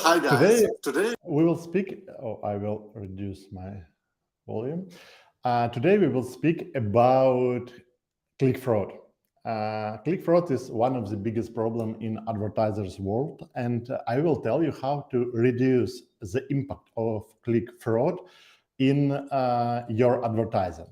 First, a little bit about me. Anton already mentioned it, some details, but I want to describe a little bit more. So I'm in Google Ads since 2006, and I just realized that I spent almost half of my life with Google Ads. It's incredible. I just realized it. So I invested around $2 million in Google Ads. It was my money and money of on my projects. Yeah, and I exactly understand now how it works and definitely why it works this way. I'm owner of the largest Google Ads online school for entrepreneurs in Ukraine, and now we try to open our doors to all around the world to teach entrepreneurs how to set up their Google Ads advertiser. And also, I'm a PhD in mathematical modeling. My scientist background allows me to learning Google algorithms a little bit deeper than average people, because honestly, Google based on strict mathematical logic, and my understanding of how it works inside, how math works, give me an opportunity to look inside Google under the algorithms. Okay. Plan of my today's speech. First of all, we will speak about the scale of the problem and you realize after this you will realize that this is a pretty big problem in advertising world. Second, we will speak how it works, how click fraud works, who benefits from it, what is it, and then I will describe 3 secrets about Google Ads click fraud protection and how to reduce impact of this not good event. Okay, the scale of the problem. Just one number, 40% of internet traffic is click fraud. I sure that half of the listeners now thinks like, okay, 40%, but it's not about me, it's not about my advertising, it's about advertising of someone else. But I want to share with you very interesting second number. 8 out of 10 advertisers experience click fraud without knowing it.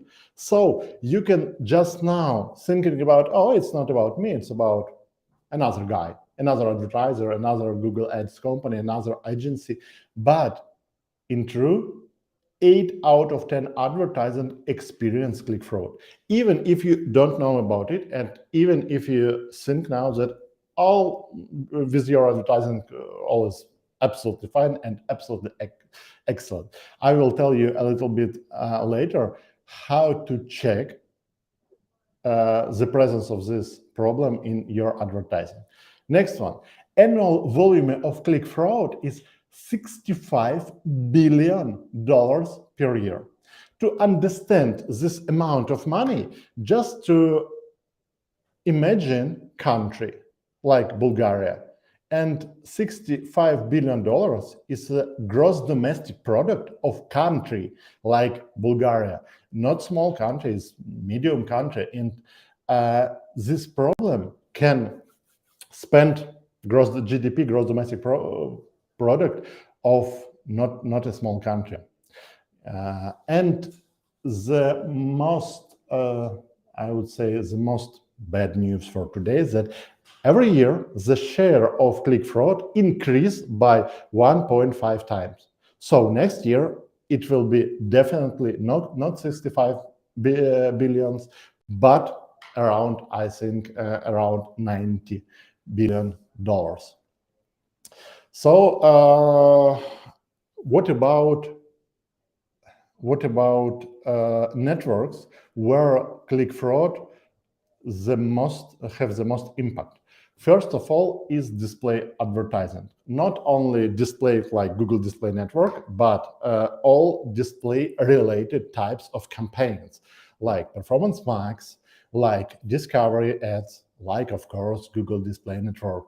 The share of fraud clicks in Display Network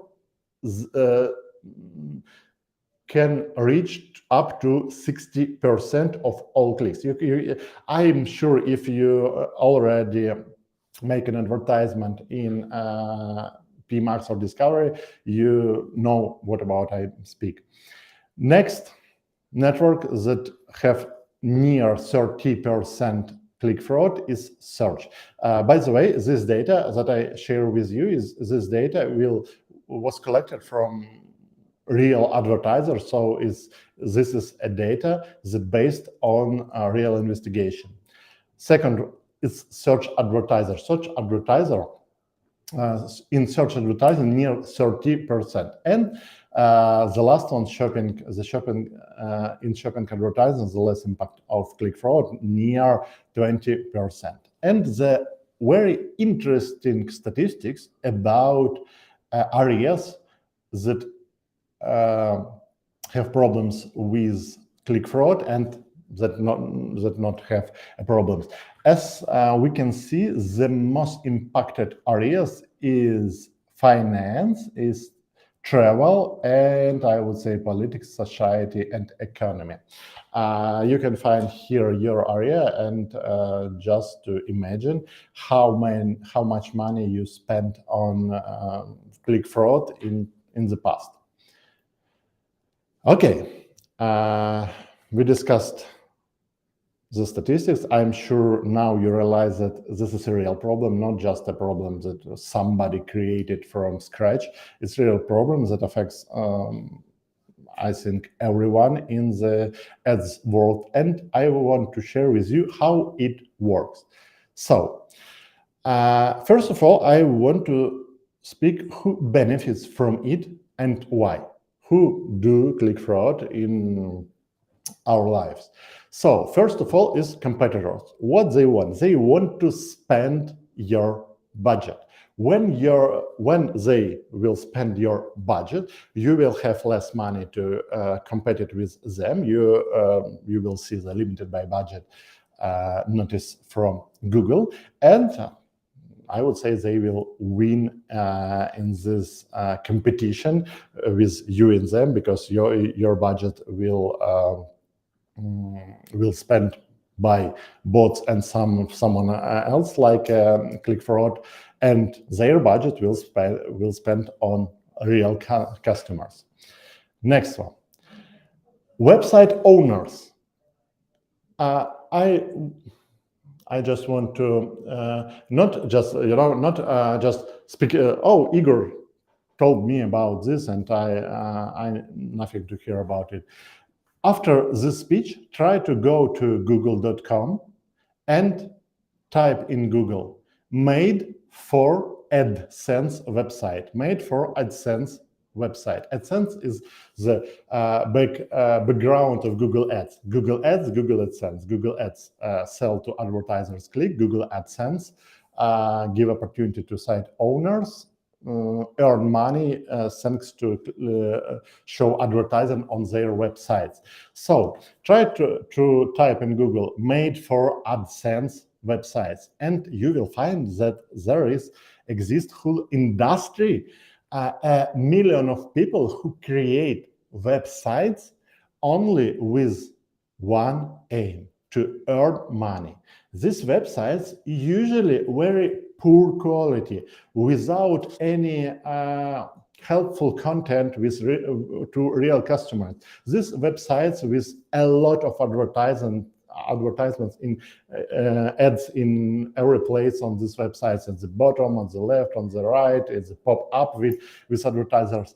And website owners interested in each click on their websites, because when somebody clicks on their websites, Google takes money from advertiser and share part of this money, around 68%, with site owner. So if, for example, I'm a site owner, how many clicks I will achieve from people, that much money I will earn. So, as you can understand, website owners interested in increase volume of clicks, of course, by click fraud as well. Next one is black hat marketers. It's a very interesting part of people who tried with click fraud to help win some big clients. How it works usually? It's not a common, it's like a very niche, it happens in very niche areas, but it happens. What it can be, like, just imagine me, an advertiser, and I work with an agency, some agency. They offered me advertising in Google Ads, and I see that from day to day, from month to month, my quality of my ads is lower and lower and lower because of somebody click frauded me. And after several months, another agency come to me and said, "Hi, Igor, what do you think about work with another agency? Can you please check your quality of your ads?" And when I check it, oh, it's a very poor quality. I definitely want to change my agency to another one. Okay, we can do it. And nobody's thinking about that. Some agencies, I not speak about top agencies in the world. I speak about usually small agencies who want to win big clients. They may click fraud on existing clients just to discreditize against clients their work. Next one who benefits from it, fraudulent ad networks. So if you will learn deeply how Google Ads show your especially display ads, you will see that Google have a lot of ad partners ad networks. Through them, Google shows ads on almost 90% websites in the world. So these fraudulent ad networks try to earn much money through click fraud on their channels. So it's one more person who benefits from it. And finally, in this part of the speech, how click fraud works. For tech guys, is the most interesting part, how it works. So the most simple click fraud, it's like an amateur clicking, like somebody sit near a computer and just clicking on your ads. Of course, it's not a big problem for us because Google can determine these users, and if you will see in your Google Ads dashboard, you can find a column invalid clicks. And usually this invalid clicks from amateur clicking, from manually click fraud. I even not pay attention to this one because it's so small amount and so easy to find and protect. Google Ads protect us against this click fraudsters. Second one, device farms. This is real photos of farms with a lot of mobile devices that in real time search something in Google, browsing through the internet and click on ads. These devices, as you can see, is absolutely real devices like my phone that emulate behavior of user, movement of finger or mouse, and click on these devices. And everyone, not everyone, for advertiser, for advertising systems, looks absolutely like real users. This device farm a little bit harder to determine, but it exists ways how to protect against them, which I will share with you a little bit later. Next one, viruses and malwares. How it works? Some bad guy put virus on computers a lot of users around the world, and after this he can send signal to these computers like in background, open this Google Ads, open this website, click on this ads and close this application. And even it can be even without knowing of person from whose computer this click was. So just imagine this virus can be on your laptop, on your computer, on your PC, and somebody sends signal, and from your computer does click fraud to advertisers. And the last one is emulators and bots. It's usually computer emulated systems that allows anybody to model usual user behavior on website, like spoof your, like it looks exactly like real user that just browsing your website or browsing Google or browsing some websites with display ads or even browsing YouTube. But there is some specific behavior that can that helps us to determine that this is for sure bot. I will share with you these ideas. And special services, if you, after the speech, will try to find in Google how to click fraud or click fraud, how to order click fraud, you will find for sure some services that offers for you this service. And first, first thing that I want to share how to protect your advertising is barbarian protection. Why barbarian protection? I will tell you. You will understand after I share with you this method. You will understand why barbarian protection. But this is the easiest protection. Anybody on this conference, even after my speech, can open their laptops and just set up this type of protection. This type of protection requires no special knowledge, no special software, nothing. Just Google Ads and Google Analytics. So barbarian protection. First of all, what we can do if we see that amount of click fraud, if we understand that we have some fluctuation in CTR, some fluctuation in devices, in geographics, and so on, what we can do just now. First of all, exclusion of all return visits. Of course, this will cut half of your audience, but if we don't speak about any special software, this is only one way to stop click fraud in a minute. So exclude all return visits, just to create audience in Google Ads, put in this audience all visitors of your website and exclude this visitor from your campaign. So your customers will see your ads only one time, and after they click on your ads and they visit your website, they will be excluded in any of your campaigns. So, of course, this is not a regular way. It's just extreme way how to protect just now.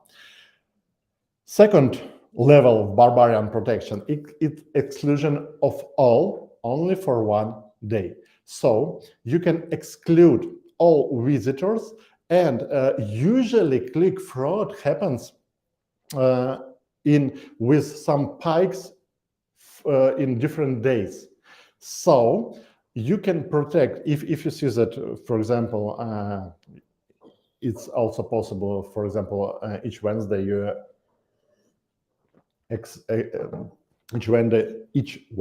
see a lot of fraudulent clicks. You can exclude all audience for 1 day. Settings on the screenshot, just web page visit for 1 day. But there is a limitation from Google. You need at least 1,000 users per day to reach this audience, because Google audience works only from 1,000 users, when 1,000 users in this audience. So for small websites, it's not a good idea. Next one, exclude all quick visits. Exclude all visits that was less than 15 seconds. How you can do this? Through create a special audience in Google Analytics with session duration less than 15 seconds. But you need to know that Google Analytics understands that user is still on your website only if this user does some action, only if this user clicks on links, only if this user does something on your website. So to be sure that even if user just read your page without any clicks, this user will not be excluded from this audience. You need to do some additional step. You need to create in Google Tag Manager a trigger with timer for 15 seconds. And this timer, how it works? This timer fired after 15 seconds for each user and sent through special tag to Google Analytics event, like this user here. And this is enough to understand for Google Analytics that this user still reads this page and we won't exclude them. And last of way for barbarian protection is exclude everyone who visits 3 times without conversion. I would say if you don't use any software, any special services, you can use previous 3 ways, like an emergency, like when you expect a lot click fraud on your website, and this last way you can use for on a regular basis. So exclude everyone who visits 3 times without conversion. How you can set up this audience? Through Google Analytics, you can choose sessions more than 3 and transactions. Of course, if you track transactions of your website on your website, transactions equal 0. So this is a user who have been on your website at least 3 times and never does some conversion. This is about protection. That was about protection that you can set up just now. It will be near 10 minutes, maybe 20 minutes, just to find these menus in Google Ads and Google Analytics and set it up. Next secret of protection is precise protection. It's protection by IP addresses. Each device in the world have IP address. IP address is like a unique identifier of every device, and you can exclude in Google Ads, search campaigns and Google Ads, Google Display Network display campaigns. You can exclude any IP addresses that you want. How you can do it? First of all, you need to check your server logs. This will require some technical knowledge because not all of us knows how to find these server logs on your hosting provider, how to analyze it, but this is like a little bit techy problem. So check your server logs, and if you will see something suspicious in it, like several visits, like visits with some unknown user agent or unknown behavior or some unknown commands that sent on your website, you can exclude this IP address from your campaigns. The only one problem that usually it takes hours to analyze all click log, and reaction speed is very, very, very low. I did this type of protection half year ago when each week on Monday I set it up on my server logs and just check it one by one. Okay, this one. Okay, now this is suspicious. It's not suspicious. It's not. And I created some lists of IP, and after this excluded. Of course, reaction speed is very low. So if, for example, today somebody click fraud me, I will know about it next Monday. So it's very slow reaction speed. And there is a problem. Every campaign in Google Ads has a limitation 500 IPs per campaign. And when I reach this limitation, when I have 500 IPs, I need to delete some previous IPs, but I can't remember what exactly IPs do I need to delete. So there is some problems. And another way is automatic IP exclusions. There are a lot of services in the world that helps us to do this. How it usually works. Some service makes continuous analysis, real-time analysis, each user who visit your website, and these systems can react just in seconds and exclude in real time this user from your campaigns. And this service can bypass 500 IP limits in way when it works like a loop. This system knows with what IP addresses attacks was stopped, and just exclude and just delete this IP addresses from campaign and add new one. So it works. I will share with you servers that I used last 3 years. Okay, and final one, the smart protection. My background is PhD in engineering and mathematical modeling. So 4 years ago, I tried to understand how it works.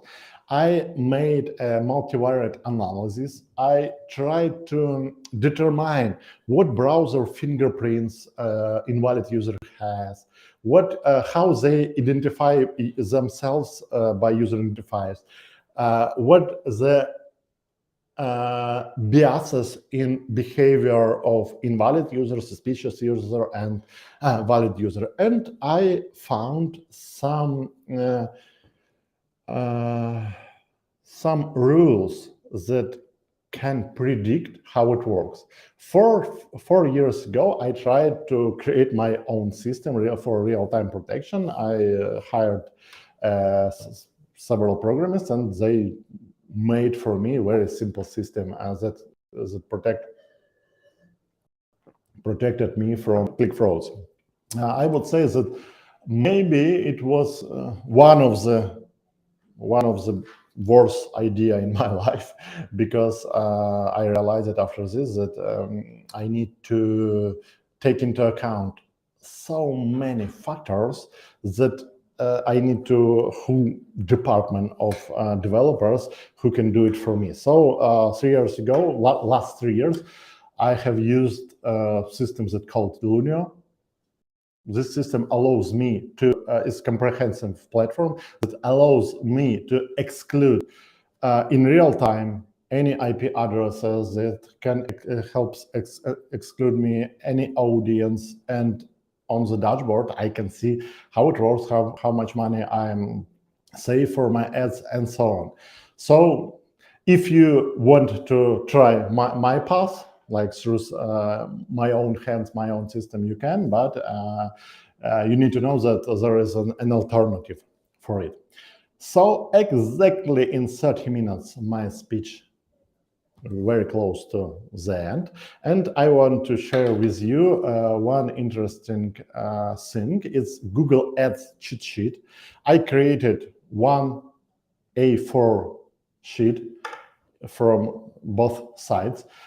When I put all my knowledge about Google, it's like I would say cheat sheet that need to have any advertiser who try to set up Google Ads at first.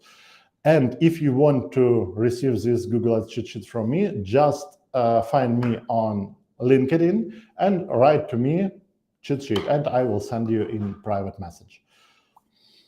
Thank you.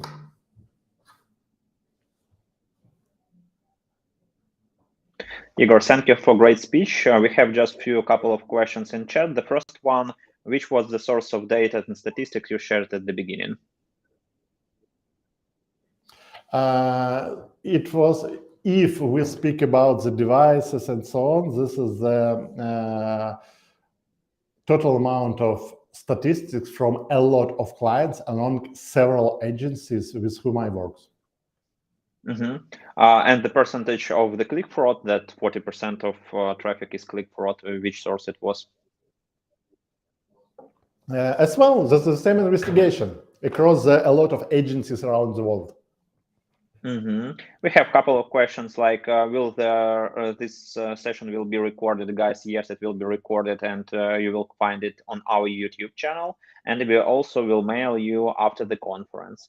One more question, which sources of traffic are the most common to be click fraud? It's Facebook ads, Google ads, TikTok ads, Google display advertising, etc. I will share with you my last experience. The most was TikTok ads. Second place, Facebook ads. Third place, Google ads, especially Performance Max, So Performance Max has a lot of issues, yes, in your experience? Yeah, a lot of issues. And what about search? Google tells us that the search is most protected. So what percentage of click fraud is in Google search? From my experience, around 15 to 20%, so not big. Still pretty big. But not as big as for Performance Max or TikTok.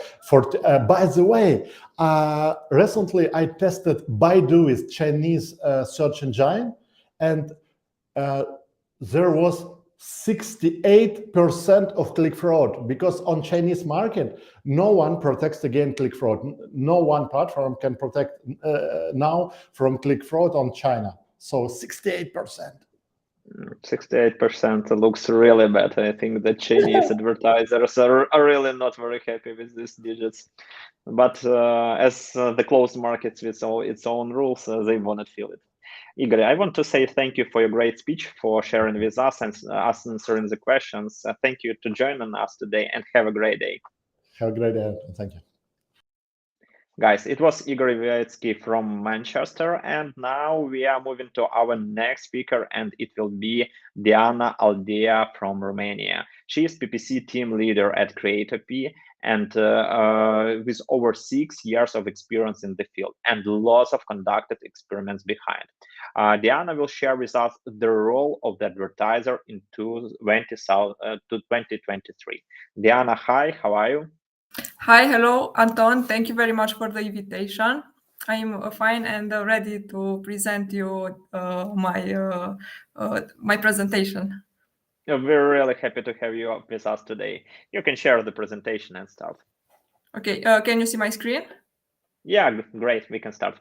Okay.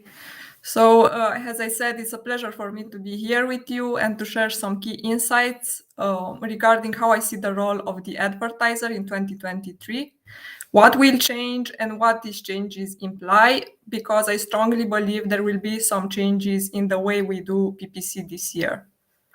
Now, let me tell you a little bit about myself and my experience. I currently work as a PPC team leader at Creatopy. Creatopy is a creative automation platform that enables brands and agencies alike to build, optimize, and personalize creatives at scale for various markets, channels, and digital platforms.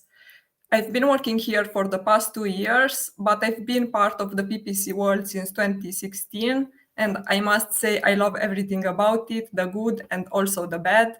I admit I'm a PPC geek at heart. PPC is in my mind and soul before and after working hours, and I'm sure that the same is true for the listeners today. But enough about me, let's dive into the topic. What trends do I see happening in 2023, and what role does the advertiser play when it comes to adopting these trends? First of all, one big topic that was popular last year as well is the one about ad creative and the increasing importance of it. In 2023, we can definitely say that the creative part will be more important than ever. With the upcoming cookie apocalypse, the targeting capabilities became less and less powerful. We all know it and feel it. We all see this in our accounts. And something must take over this power. It cannot only vanish into thin air. And in my opinion, what will take over this power is the creative part. We all know the evolution of the media. Some of you may have also witnessed it. There was the newspaper, then the telephone, the radio, the TV, and so on, until we reach at this point of advertising online using different channels and platforms. Cookie apocalypse is coming, and it may force us to take a step back and turn to the broadness of TV or radio advertising, even on social media. You know that on TV, for example, the creative is the focus of the advertisement. You can reach almost anyone with a TV commercial, be it the father, the mother, the children, or even the grandparents who are in that household. A lot of different demographics for just one commercial, right? It may seem terrifying for someone used to advertising only on social media. Let's take the example of a TV commercial that advertises a face cream for women. To promote this product on social media, you would normally target just women in a specific age group with specific interests. However, on TV, you will reach both children and men with that ad. But if the ad is sketchy enough, they won't switch programs, even if they are not in the target audience. If it is memorable enough, not only will they watch it, but they will be more likely to tell other people living in the same household about it. And the mother or the grandmother who didn't see the commercial will find out about the cream from a person who wasn't necessarily in the target audience, but who is living in the same household. To conclude this example, I want to remember you that anyone can spread the word about the commercial they've seen. In other words, you pay once and they talk forever, which is quite fascinating. Now, I'm sure that this happened to you at least once. You saw an ad on TV, you enjoyed it and told others about it, because I surely did. And the reason why I decided to share it with other people was the creativity in it. Also, I love good humor in an ad, and I will watch it even if it's advertising something I don't need to buy right away, or even if it's not targeting me directly, but other demographics. The creative, and only the creative, is the one that wins hearts. And people want to watch the ad until the end and don't switch programs during commercials. It's a win for everyone. People are entertained and brand is on top of mind. Now, I see the same happening for social media. My opinion is that in 2023, we may be in the position to say goodbye to narrow targeting, to say goodbye to spending hours on refining our targeting audience and trying to bring it to perfection, and say instead hello to broader targeting. I think this is the future, and I think it will start in 2023. What shouldn't scare us away from broad targeting is that there are a lot of people who are not directly in our target audience, but they play influencer roles. They can influence the purchase decision. As stated in the example I talked about earlier, with the face cream, they may even buy the product as a gift for someone who is part of the target audience. With narrow targeting, we miss on these opportunities. Also, if the creative is the new targeting and we have an outstanding ad, people who won't find it appealing at all won't click on it, and thus they won't consume our budget. Somehow we can say that this is still narrow targeting, but not in the sense that was used before. We are narrowing down our target audience, but through the creative part of the ad. Again, as I said, we are slowly but surely losing the targeting capabilities that we relied so heavily on in the past, which could make or break the success of a campaign. And yes, there was a time when we could win with a boring ad. Maybe we advertised for a product only a specific group of people would need. Even if the ad wasn't so intriguing, we reached the exact audience that needed that product. And they overlooked the other aspects of the ad. They didn't care about the creative element so much. It was important to some extent, but even if the ad wasn't the best, the people who were targeted knew they were in need of something like this and brought the product anyway. In 2023, the role of the advertiser will change in the way it is not enough to rely on the things we relied on in the past and still achieve success. Success is now harder to attain, but it is not impossible. And here is a funny example. Since the iOS 14.5 update, I have seen lots of advertisers saying that Facebook is dead. And I'm sure that you also heard them or saw them on Twitter, on LinkedIn, or on other social platforms. And yes, Facebook was the most impacted by the cookie apocalypse. And yes, everyone saw a drop in conversions at that moment. Some saw a bigger drop and some saw a smaller drop. But what is certain is that everyone was affected one way or another. Us at Creatopy included. This is a fact. But in my opinion, Facebook is not dead. Facebook ads still work for us. For some specific campaigns, Facebook performs even better than other advertising platforms. It brings better results at better costs, and we aren't considering giving up on these platforms, not in the near future. The idea is that the role of the advertiser is more complex now. He may have to push a little more buttons, do a little bit of extra work, so the things that worked in the past still work now. People who say Facebook is dead are the people who didn't go the extra mile and simply let it die. If it was dead, it would have been the same for every advertiser out there. How it is possible that the dead platform still brings results for some advertiser? It's not like Facebook likes some of us more and rewards us with great results. So to draw a parallel with TV advertising, you must up-level your advertising game. Even if you decide to go broad or not, what is sure is that the creative part of the ad must be improved in 2023. You must test different hooks, different creatives, and do it more often than before. If in the past we could run the same ad for 6 months or even a year, let's say, and still see good results, today it's no longer the case. In 2023, we must win hearts with our ad, make people talk about it, because word of mouth is very powerful. Consumers may not need our product now. They may not convert off the bat, but when they will need a product or a service similar to ours, a memorable ad has the power to influence the purchasing decision.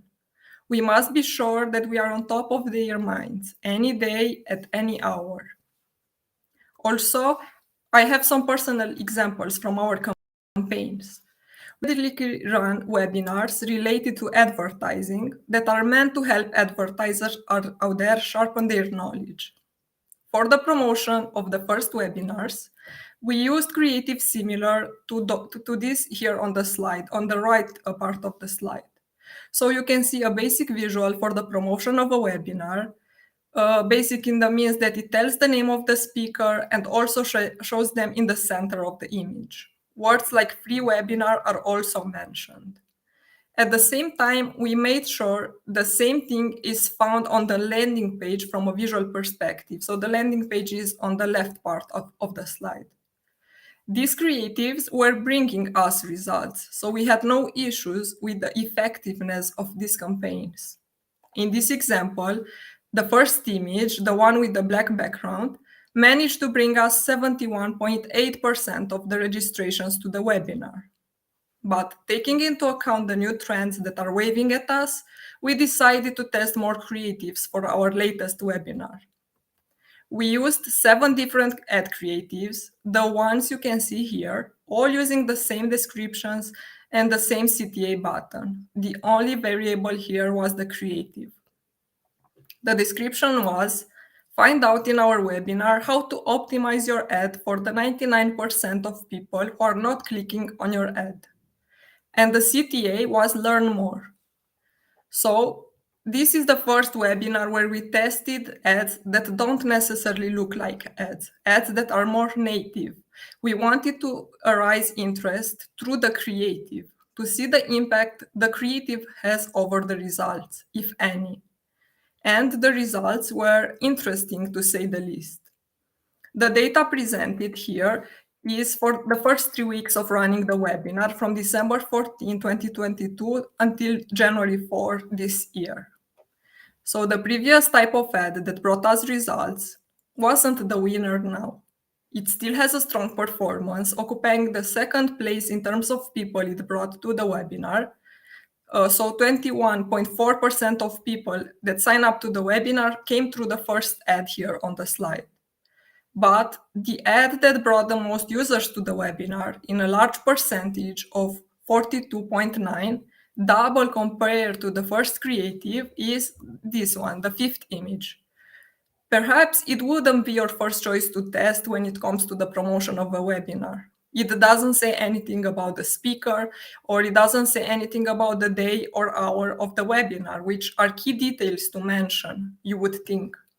And this is just an example on the importance of the creative and the importance of A/B testing. When we make an ad, there may be times when we love our ad, but maybe our audience doesn't.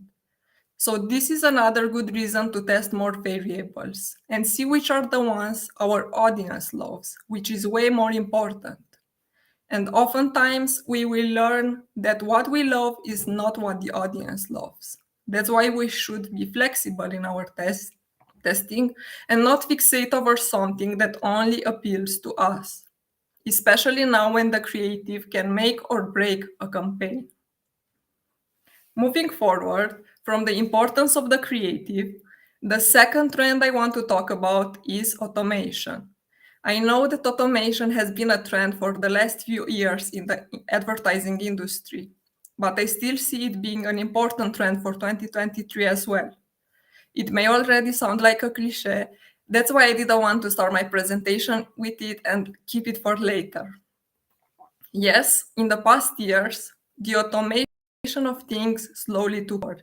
Automation was a trend for the last few years.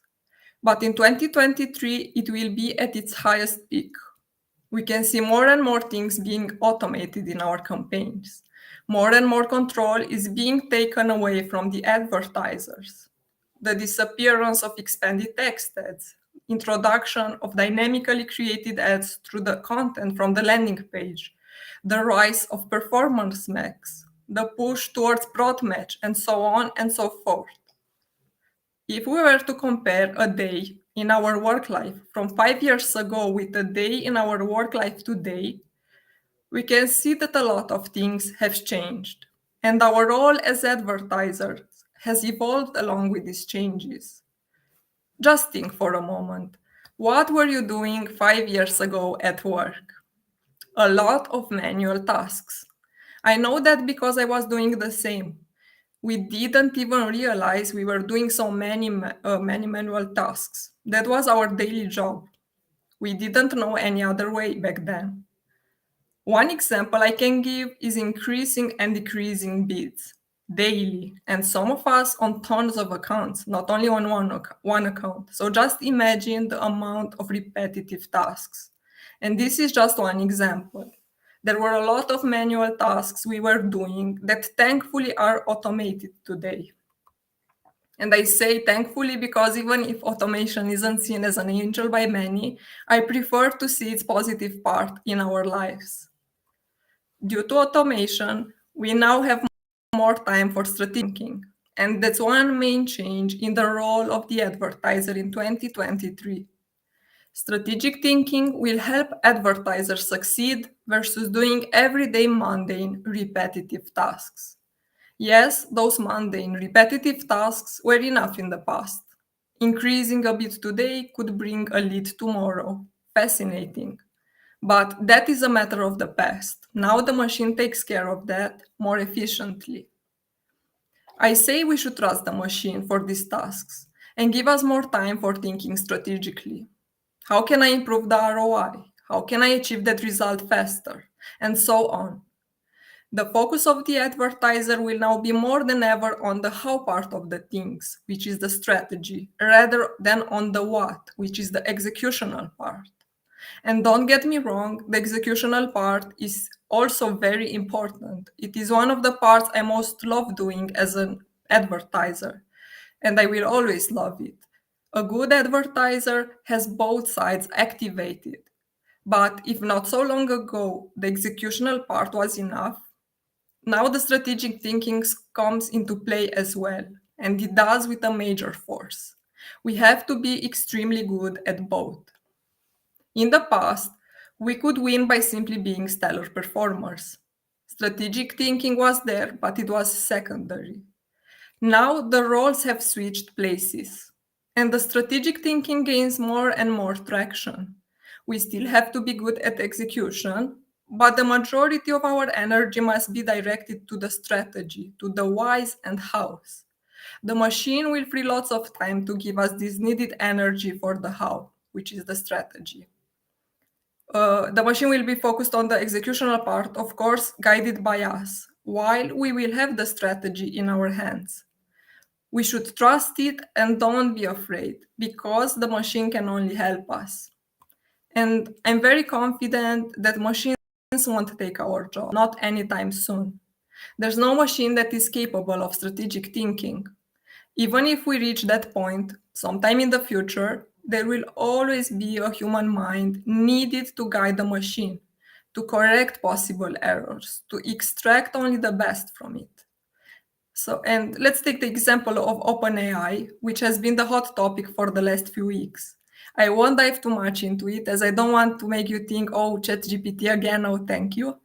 What I want to quickly mention is that even though you require the tool to write, for example, a copy that fits in a specific number of characters, many times it failed to do so. Also, the content generated, even if it was good, it wasn't the best, it wasn't the most original. you would need to change something here and there. As you can see, our guidance is still important, and it will be many years from now on. I'm optimistic. We should accept the automation in our lives, we should adapt and see how we can succeed together. If we try to do everything on our own, being nostalgic about the past, we won't reach too far. Not today, not in 2023. The third and the last trend I want to talk about is related to the economic situation we are in. Some say a recession will come, some are more optimistic about the near future. What is sure is that costs are higher than ever. Inflation is not a possibility, it's a fact. We all feel it in our everyday lives, no matter the country we are living in. So this is the reality. In this economic context, we cannot expect our clients to spend the same amount of money as in 2022 and bring the same results. Just think about it. We as humans cannot live the same way with the same amount of money as we did in 2022. Our audience is formed by other people like us with needs and wants. Why would we think that their buying habits didn't change as well? That the economic situation we are living in is not influencing their purchasing habits as well? Be it a recession or not, my opinion is that in 2023 it will be harder to achieve the same results for the same spend compared to 2022. Of course, there are some verticals that thrive in poor economic times. There will always be some exceptions to the rule. Also, no matter the vertical you are part of, the economic situation may force your competition to cut budgets, which leaves you with less competition and thus with more chances to thrive. You wouldn't want to scale back as your competition does. To win, you must be able to scale up. So, as you'd guess, the advertiser has a role to play in this trend as well. Remember when I said earlier that 2023 is the year of more strategic thinking? A good advertiser is the one who will spend their days thinking how they can strive, how they can succeed, how they can make more money for their client. Without the strategic thinking, the performing part is not strong enough. Just blindly executing won't bring you the results you need. Only by luck, a lot of luck. The level where your product is the only one in the niche and the clients need it desperately to survive. Then yes, just blindly executing without a clear goal in mind will help you succeed tons. Maybe. But again, I like to see the good part of this. Our role becomes more and more complex with automation rising and with the current economic situation. But let's see the benefits of it. If the PPC job was something foreign 10 or even 20 years ago, and there were only a few agencies in the world doing this, nowadays new PPC agencies and freelancers are entering the scene every day. But even if there are many people doing it, this doesn't mean everyone is doing it perfectly or not even decently. Recently, I saw a lot of great advertisers being uncomfortable with the fact that there are clients that come to them and are dissatisfied with the job the previous agency did. In some cases, maybe that is just a rant. But after auditing the account, they found some things that shouldn't be there, actions that should not have been made. And maybe from your experience, this happened to you as well, to take over some accounts and you to have to repair them. The point is that there are these so-called advertisers that spoil the market for the rest of us. For us who are striving on a daily basis and trying to over-deliver.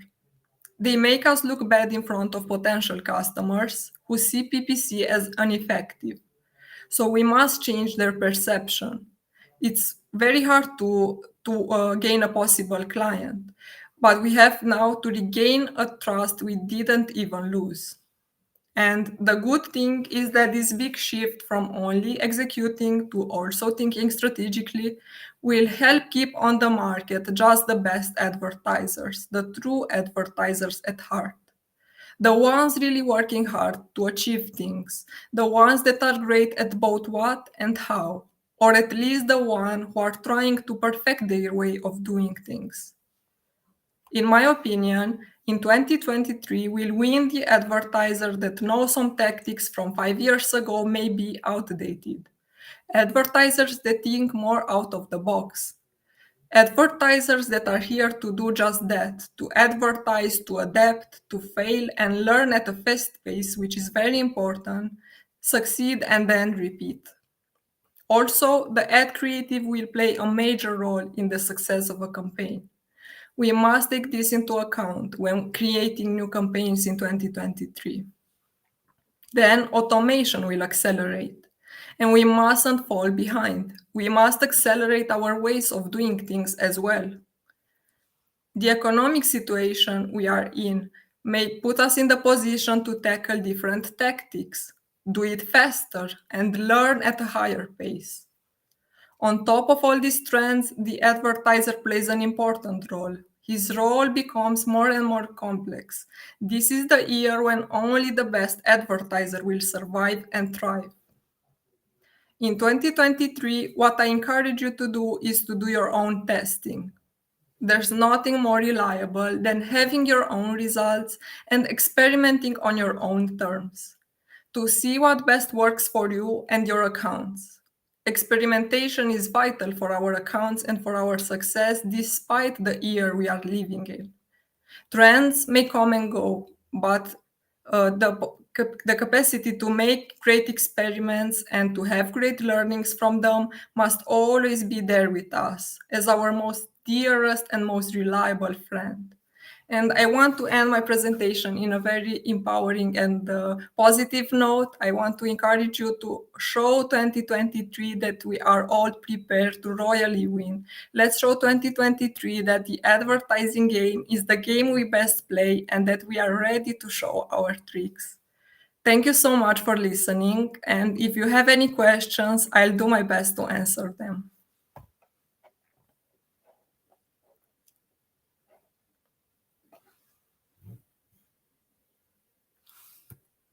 I cannot hear you. I'm so sorry. Diana, thank you for such great speech. I want to ask, how do you use all these features in Creative-P? What new features and new options we can wait from Creative-P in this year?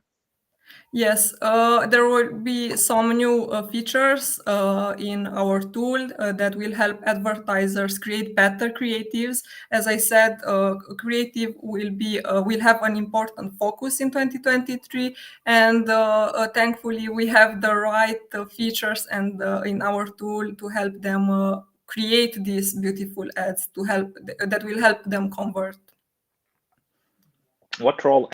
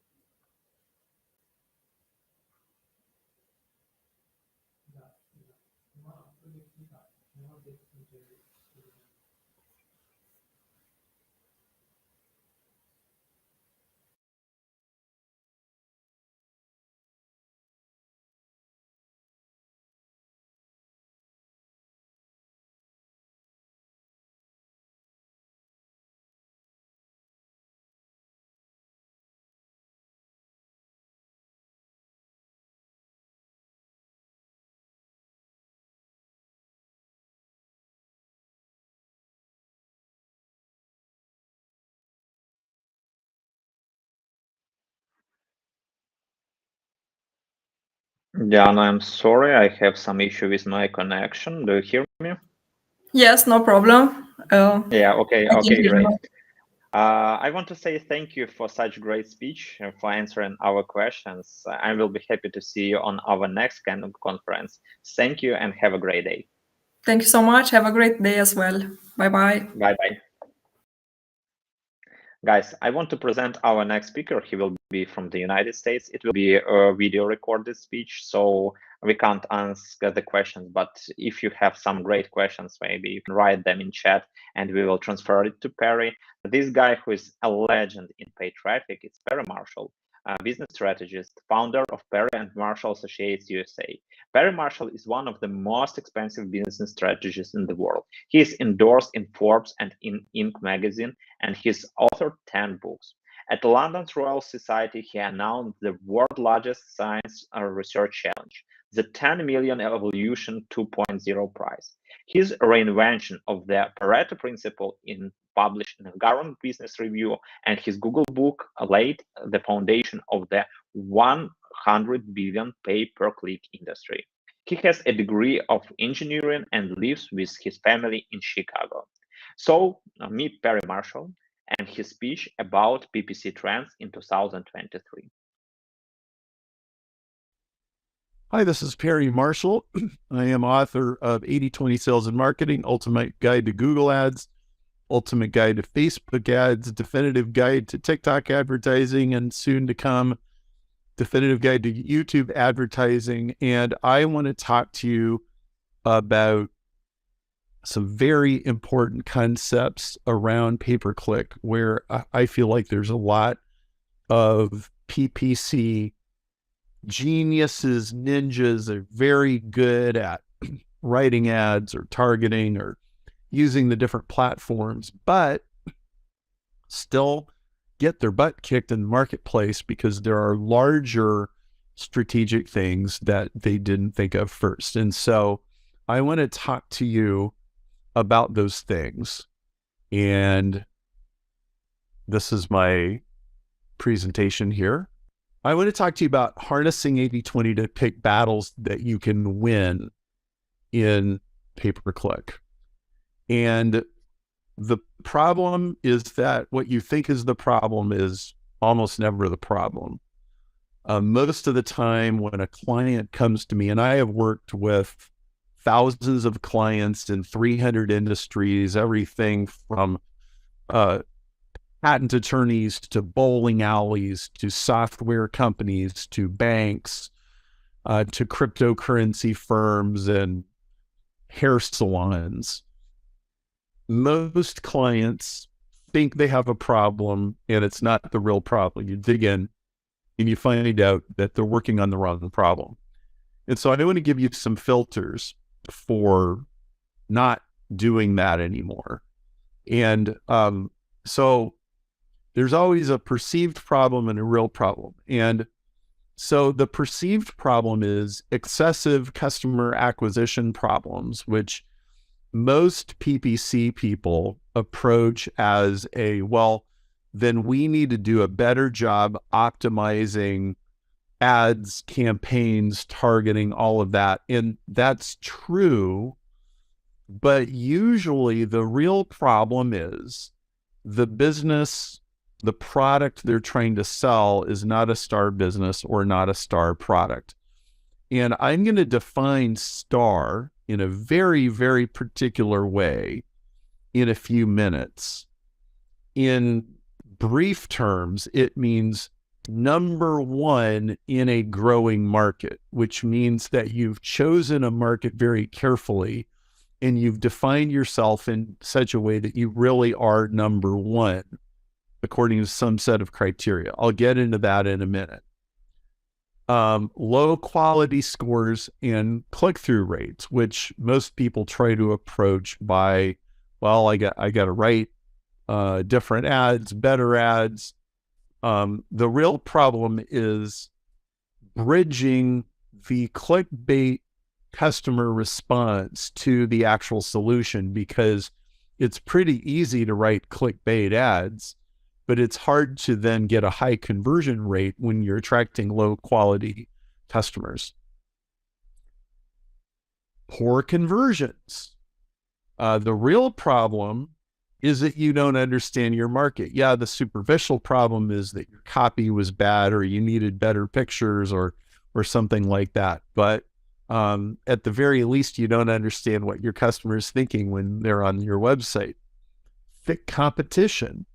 And we're conditioned to compete when you go to a football game, a soccer game, a tennis game, the World Cup. We like to watch people compete. But in business, the worst thing you can do is compete. You want a moat. You want a moat around your castle where you're the only one. You really want a monopoly. And the perceived problem, again, is leaky buckets. Well, you know, I get customers, but they just disappear. A lot of times the real problems, poor tracking and bad data, and you don't really know what's going on. Perceived problem. I want to talk about this for a minute or two. From the client side and the agency side, they're a revolving door. The clients are constantly coming and going. The agencies are constantly coming and going. Oh, these people must be idiots. Well, these people are dishonest. I do 6 months of work for them. I do all the heavy lifting. Then they cancel my contract. They go hire somebody cheaper. Well, that problem has existed in lots of industries. I think the real problem is both sides are half committed. The agencies are trying to get as much money for as little work as possible. And the clients are trying to pay as little money to get as much work as possible.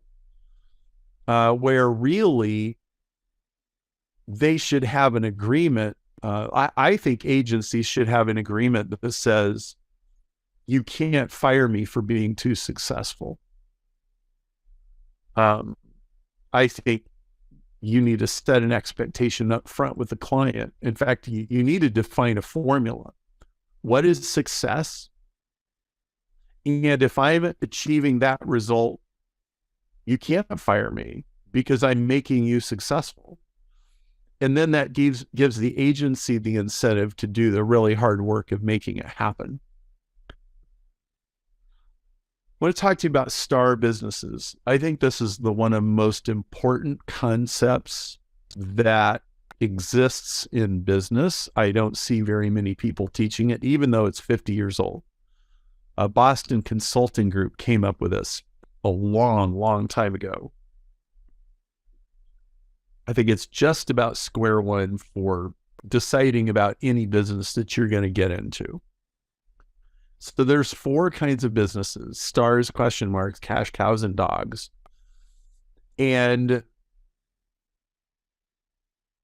on the vertical, this is really a growth chart. And on the vertical axis, going up and down, the dotted line across the middle represents a 10% growth rate. So stars are companies and markets that are growing faster than 10% a year. Cash cows and dogs on the lower half of the screen are companies that are in markets that are growing less than 10% a year. And then running down the middle, dividing the left from the right, is the dotted line where are you number one in that market on the left versus on the right, you're number 2, number 3, number 4, number 5, number 6. And so what this says is that almost all of the growth that exists in any market comes from companies in the upper left-hand quadrant. They are stars. They are number one in their market, and the market is growing more than 10%. If you want to buy stocks in the stock market and make money, if you want to start a business and make money, if you want to have a chance at being profitable, you need, as a consultant, you need clients who are stars. That's where all the future growth is. And stars also require a lot of investment. They're expensive to run. They may not be profitable, but that's where the equity is growing. Cash cows are companies that are number one in a market that is no longer growing 10%. And those are the Procter and Gamble's and the Toyotas and the Googles. And in fact, Google and Facebook are still stars, really. But the established companies like Sony or Coca-Cola, they've been in that business for a long time. They're number one in that business. That's where most of the profit is made. And in business, you only want to be a star or a cash cow. And that's only 20% of the businesses. 80% of the businesses are question marks and dogs. If you're in a growing market, but you're not number one, you're a question mark. And what that means is you might be profitable and you might have a good life, but you might not. A lot of companies that are number 2, 3, 4, 5 are not doing very well, even though they're in a growing market and even though they may be growing. It's very hard to do well when you're not number one, which is the real point of what I'm trying to say. And then dogs are companies that are not number one and not in a growing market, and they are universally in bad shape. It's a skinny little restaurant with, the knob is broken on the restroom door because frankly, the owner can't afford to spend $50 on a new doorknob, because they have to eat, and you definitely don't want to be a dog. So how do you be a star? If you're not number one in a growing market, you have to pick a part of the market that's nobody's addressing and make yourself the first person to be number one in that market. In other words, it's very fine market segmentation. And this is more important than anything else you could learn in PPC. Because if you're a question mark or a dog, especially if you're a dog, you don't have any chance of having a profitable business, no matter how good your ads are, no matter how good your copy is, no matter how good your PPC managers are. It just can't be done. And every company in the history of Earth that's ever done well in PPC did well because it's not a dog. They were a star or a cash cow. And I have a free scorecard. If you go to starprinciple.com, you can answer a dozen questions, take you about a minute, and it will give you a score and it will tell you where you are on this. And you can break it down, not just at a company level, but at a product level. And you can also break it down like, well, I'm number one on Google, but I'm nowhere to be found on TikTok. Then it applies to Google and TikTok. Maybe you're a star in Google and you're a dog in TikTok, so you don't do TikTok and you just do Google. That works. And so what do you do with these? Well, 80% of the growth comes from stars and 80% of the profit comes from cash cows. So if you're a star, you would invest and you grow. And if you're a cash cow, you protect it any way you can so that you can keep getting the milk from the cow. And Star Principle applies at all levels. So it applies to companies and brands and product lines, individual products within a product line. You can have a really good company with a really great product line, but you could still find that some products are dogs and others are stars and others are cash cows. And it definitely applies to media channels. So a company that's number one in the newspaper may not be found on Google. A company that's number one in Facebook may not be on YouTube. And you could very easily maintain a number one position in Facebook and never be able to get a foothold in YouTube because there are other stars in YouTube that got there before you. And they're number one in the market and you're not. And one of the biggest mistakes I ever see people making is they try to beat a number one with brute force or with a little better ads or a little bit of better marketing or a little better copy. And it almost never works. You have to carve out a new niche and become number one in that niche and go from there. Now, in my opinion, building and optimizing a Google or Facebook or YouTube account is really applying 80-20. all across the board. It's all an 80-20 game. So this is an exercise I do with audiences all the time. And I say, pick a number between 1 and 50, and somebody says 17. Okay. So I'm going to click on this link. Give me a second.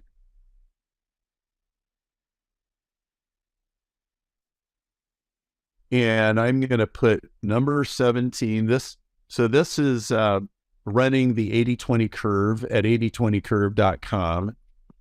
And the 80-20 curve is calculating based on the population of the world and the fact that there's 200 countries, how big is country number 17? And I mouse over it, it says 76.4 million. Well, if I jump back over to my slides and I click on the Wikipedia link, I get list of countries by population, and I find out that number 17 has 83 million people. Well, again, what was my guess? The guess a second ago was 76 million people. So I was off by probably 10% on a random country, okay, number 17. What am I saying here? Well, what I'm saying is that 80-20 is so predictable and so reliable that if I pick a random country and run it through an 80-20 formula, it will tell me the size of that country. It will tell me, or it could be the size of the city. It could be the amount of money that a customer spent.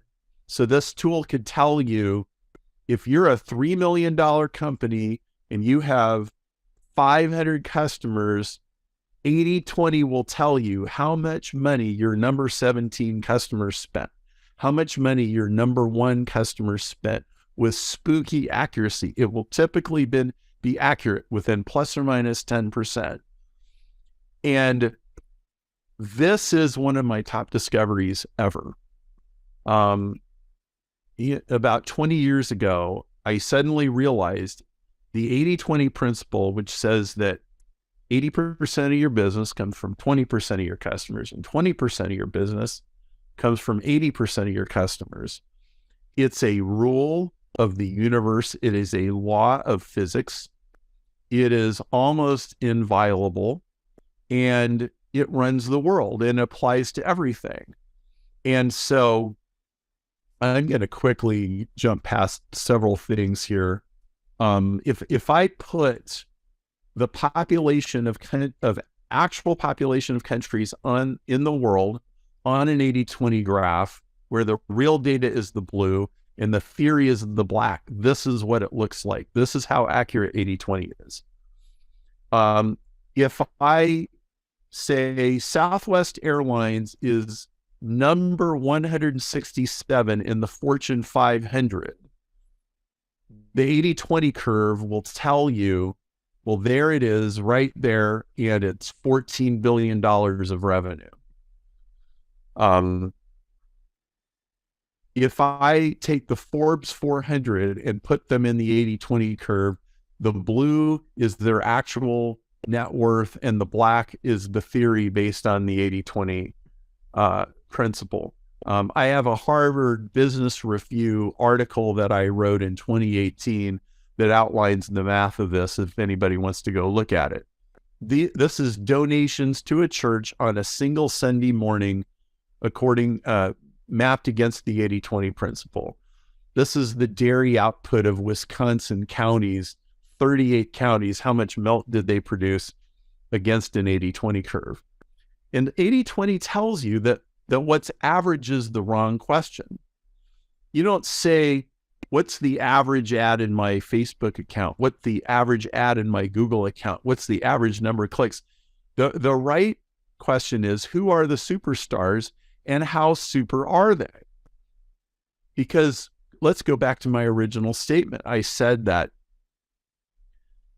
managing a Google, Facebook, YouTube, PPC account is really a matter of applying 80-20.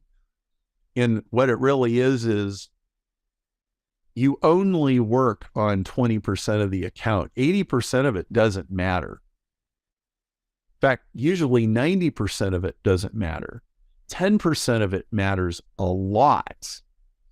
And you need to hyper optimize. And you'll find that there's 1 or 2 or 3 ads that generate almost all of your business, 1 or 2, 3 or 3 campaigns that generate almost all of the traffic and generate all of the conversions. And you find that there's very big hinges they're very big doors that swing on very tiny hinges. So in PPC, 80-20 applies to impressions, clicks, conversions, campaigns, ad groups, shares, likes, trolls, traffic sources, clients, support tickets, market dominance. Cash cows and stars are the 20% of companies that get 80% of the money. Now, then we can apply it because there's a positive side and a negative side. There's the profitable side where all of the benefit comes from, but there's also a red side. So I have a friend named Len Bertain, and he has this thing called the 20-120 rule. It says that 20% of what you do produces 120% of your profit. 60% of what you do breaks even, and 20% of what you're doing loses 20%, and it brings you down to the 100% that you actually made. So this is true in your clients, like the profitability of clients. If you have 5 clients, one of them is making you some real good money, 60% are keeping the lights on, and one of them is losing money, not making money, and you would make more money if you fired that client. It's also true of PPC campaigns. It's true of keywords. 20% of your keywords produce 120% of your profits. 20% of your keywords lose 20% of your profits. And oftentimes you don't know it. And you only know through better tracking and stuff like that.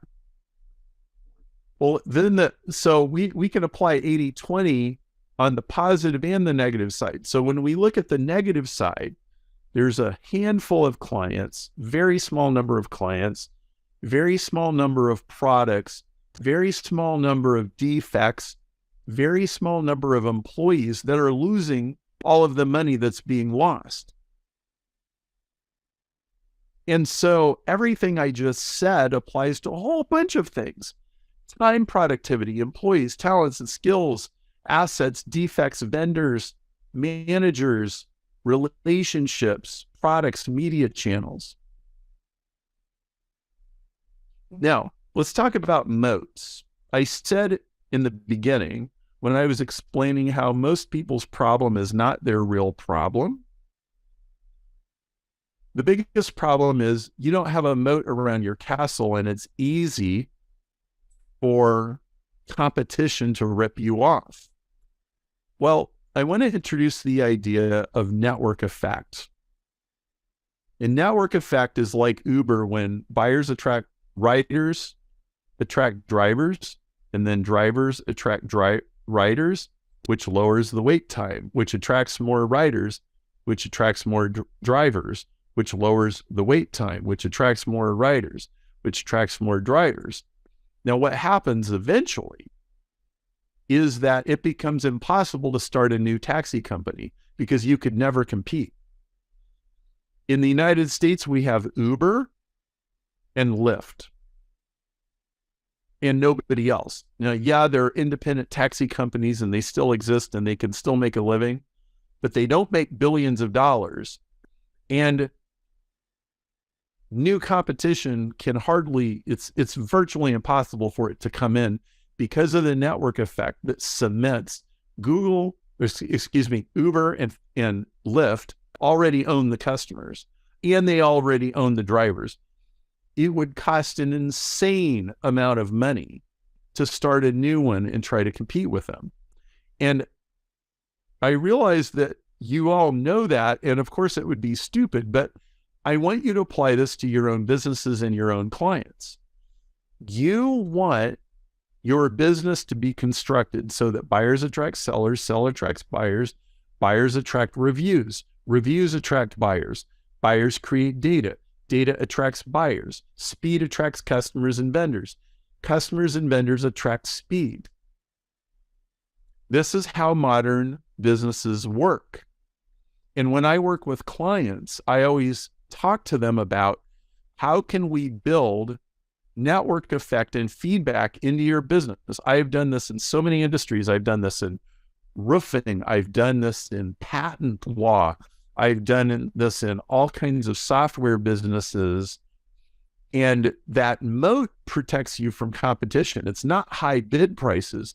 You're paying the highest bid price, but you're making money and nobody else is because you have a moat around your castle. Once you get a customer, you never lose them. If you put it on a diagram, it looks like this, where input from customers gets fed back into the process and you refine it. And the money travels from the customer to you. The product delivery travels from you back to the customer. And it's a virtuous circle where all of the most important things are refined. And you, as a result of doing all this, you have trade secrets that would cost somebody else even more money than it cost you. And so now they can't break into your market. And if you double the speed at which this happens, you get 4 times the feedback, 4 times the market information, and ultimately 4 times the market velocity. Feedback always wins. Wrapping up here, these concepts are elaborated upon in my book, 80/20 Sales and Marketing, The Definitive Guide to Working Less and Making More. It's got more than 800 4.7-star reviews on Amazon. And it also includes the marketing DNA test, which it costs $37 separately. There's a link inside the book that gets you that test free. It will tremendously, the marketing DNA test, if you are doing any kind of media buying or marketing, it will help you understand how you, as an individual, use media in your own strengths and weaknesses. And it will shape what kind of role that you play in PPC campaigns. You know, there's some people who they're immensely creative, they're empathetic, they write great ads, they write clickbait headlines. There are other people that are extremely good at analysis and numbers. And you need to design your career so that it caters to your best strengths. And so that test is included with this. The book 80/20 Sales and Marketing is $14, including shipping internationally to Europe. So you get the book and it gets shipped to you. And when you sign up, you'll also get immediate videos and downloads that you can use right now. It's at sell8020.com. If you're in a country that we don't ship to, you can go to Amazon and you can buy the Audible version, you can buy the Kindle version, and it's available for instant download. That's an option too. But this book will absolutely change your life. That's it. Again, my name is Perry Marshall, author of 80/20 Sales and Marketing. Really great presenting to you today. Thank you very much. Take care. Thank you, Perry. Thank you for great speech. As I mentioned, this speech, we will have the video recorded. Perry can't join to us today live, but at the same time, it was a great, insightful, and very, very important for all our listeners' speech. We have a short coffee break. We have 10 minutes for coffee break, but further, we will have 3 another great speakers, and I hope you will join us and listen with us speakers. 2 speakers. Sarah Bourne, who is Vice President and Marketing at Lucky Orange. She will talk about sample and effective strategies you can use to grow your website conversions. And we will have speech from Frederick Vallaeys, co-founder and Chief Executive Officer of Optimizer. Both speakers from the United States. We will learn from Frederick how automation layering improves Performance Max results.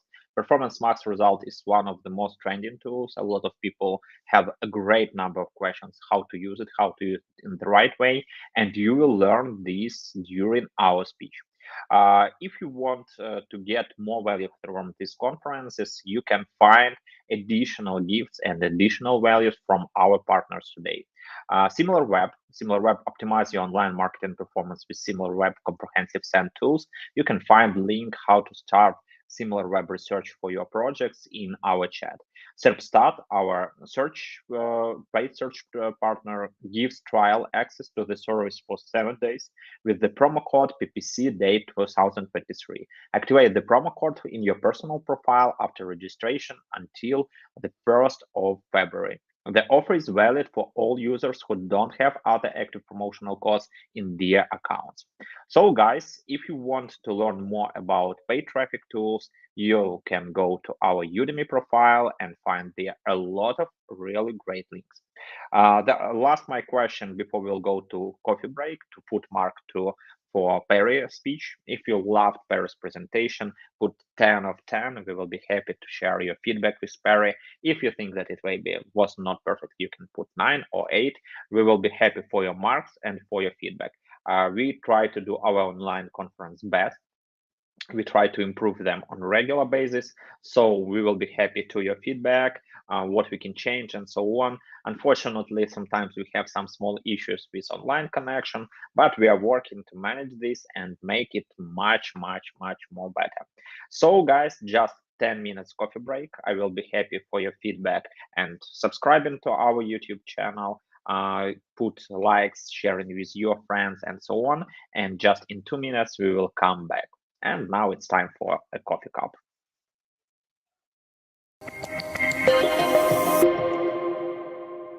Hi, thank you for joining us today on our online conference PPC Day. For you, we have a special gift, 90% off on our courses on Udemy. Join us and learn more about paid traffic, Facebook ads, Google ads, and any other advertising tools. See you on my courses.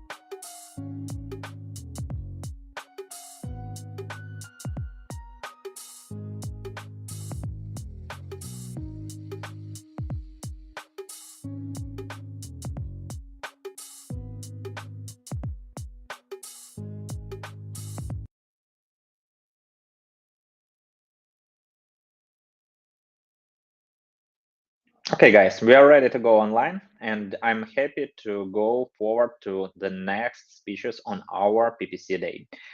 We have two more great speakers, both of them from the United States, and that's why the time we provide in our conference for European markets, it's not the best suitable. They've prepared their video speeches. So we have Sarah Bond, Vice President Marketing at Lucky Orange, the United States. Sarah is the Vice President and Marketing of Lucky Orange, a software company that helps businesses around the world improve websites' conversion rates. She is responsible for leading all aspects of marketing and communications, including product marketing, brand positioning, market research, pricing strategies, and communication. Sarah will share with us simple and effective strategies you can use to grow your website's conversions. I will congratulate Sarah on our conference, and we will be happy to get Sarah online.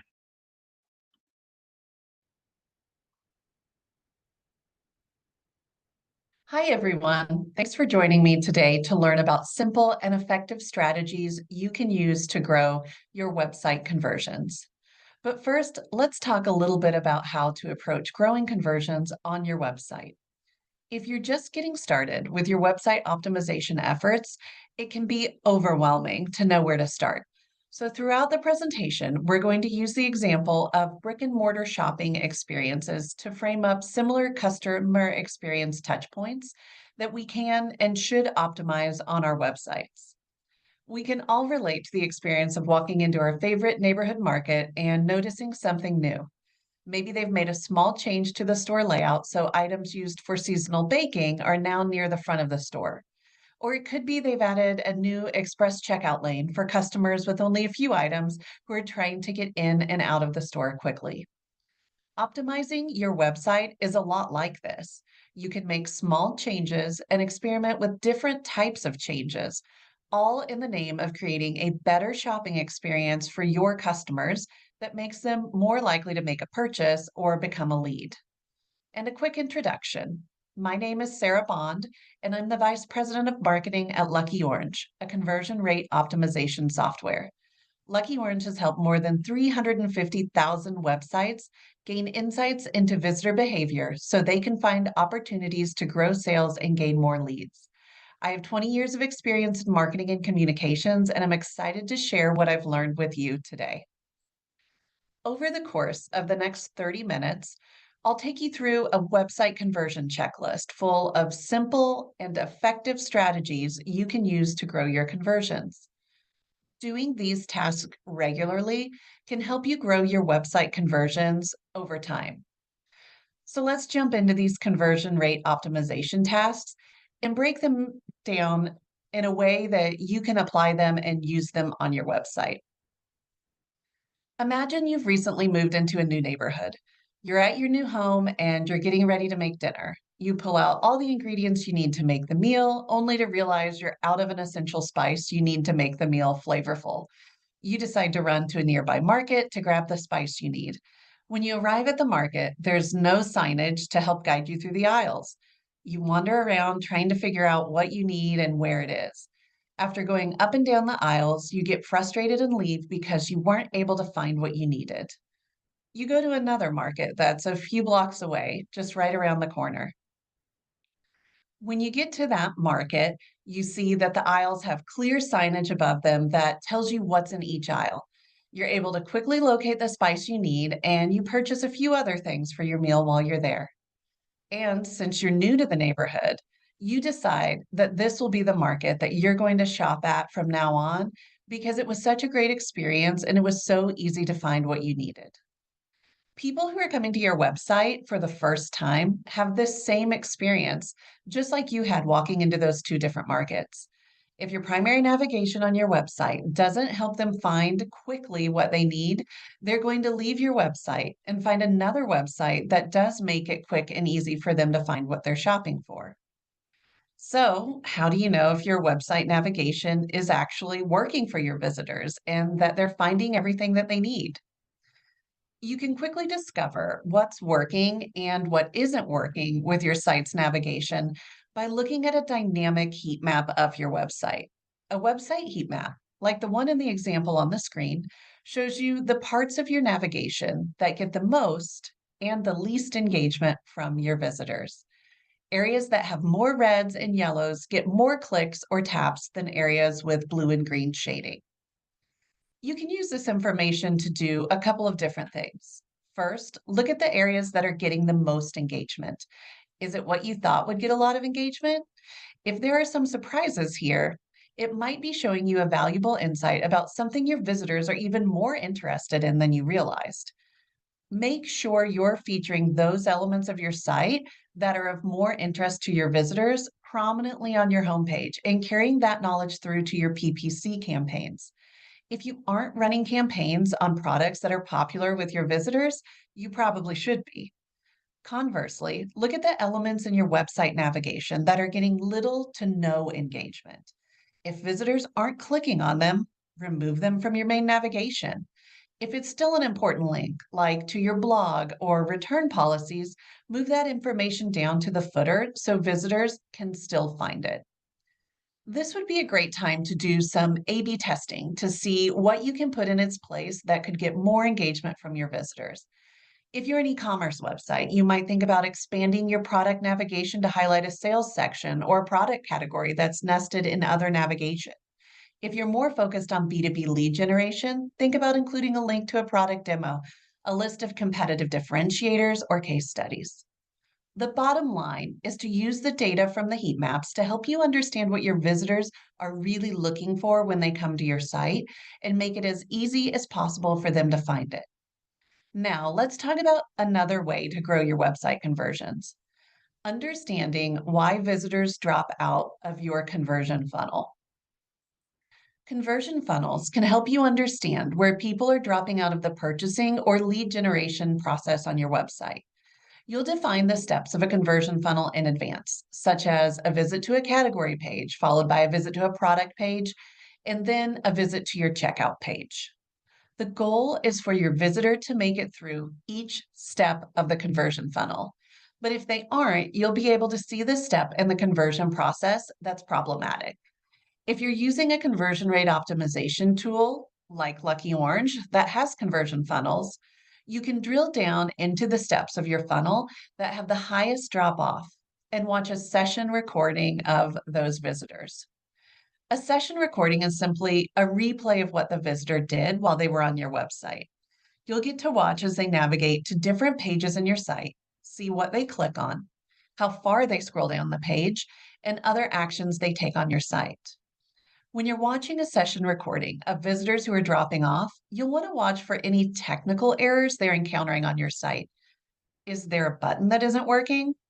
Are your images displaying properly? Is the page taking a long time to load?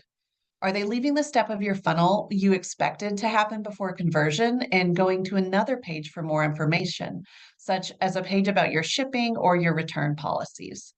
Use the knowledge you gain from session recordings to fix any technical issues or refine your sales strategy to help visitors get the information they need to convert.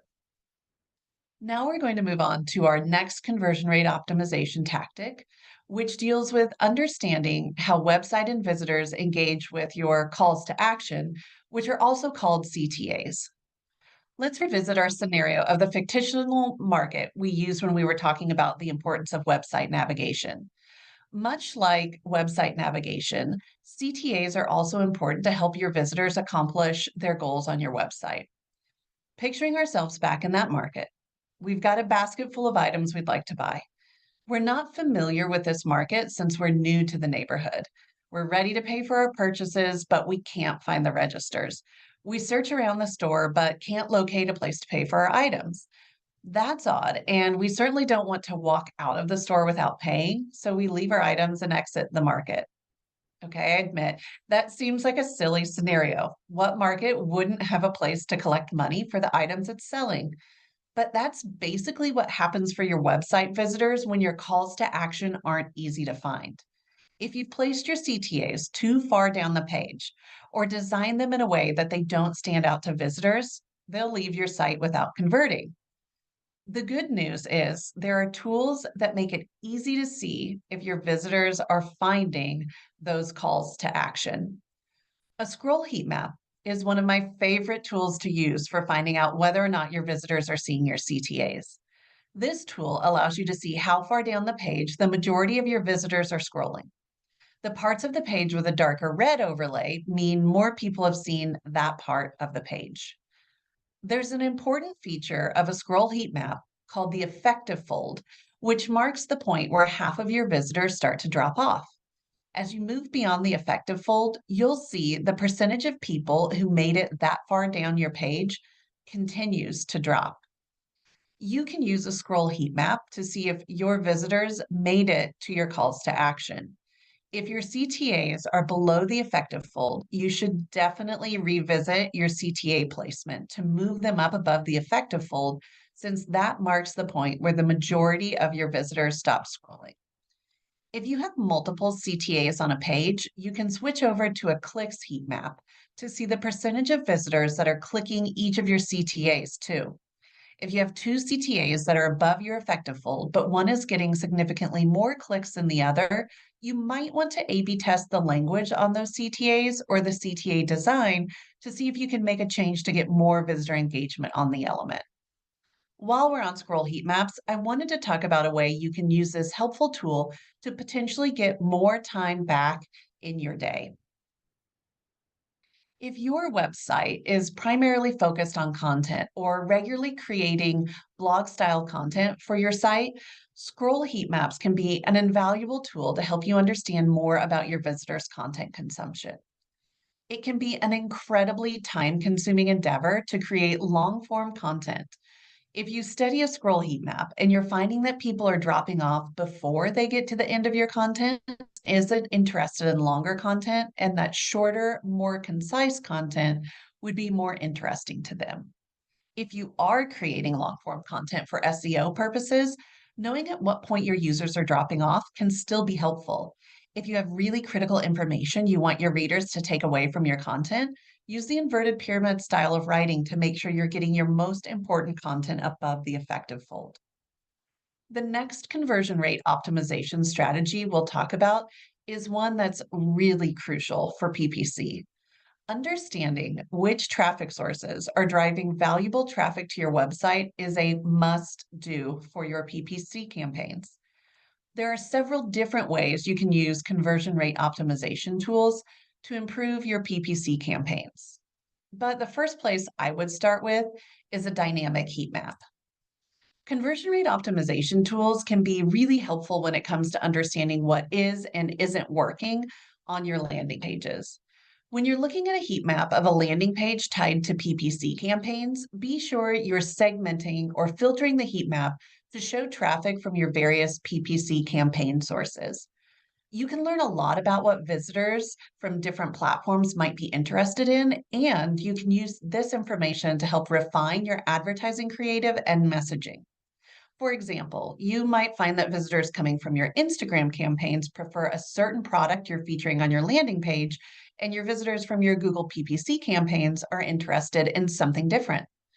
If you're seeing differences in what your audience is engaging with on your website, use that information to modify your campaigns to highlight the products those audiences are interested in the most. You can also use this information to understand if there still might be potential in a certain traffic source, even though visitors don't immediately convert.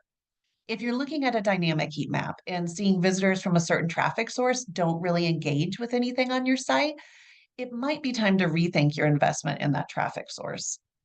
I'd first want to take a look at the campaign itself and make sure my audience targeting is a match for the campaign.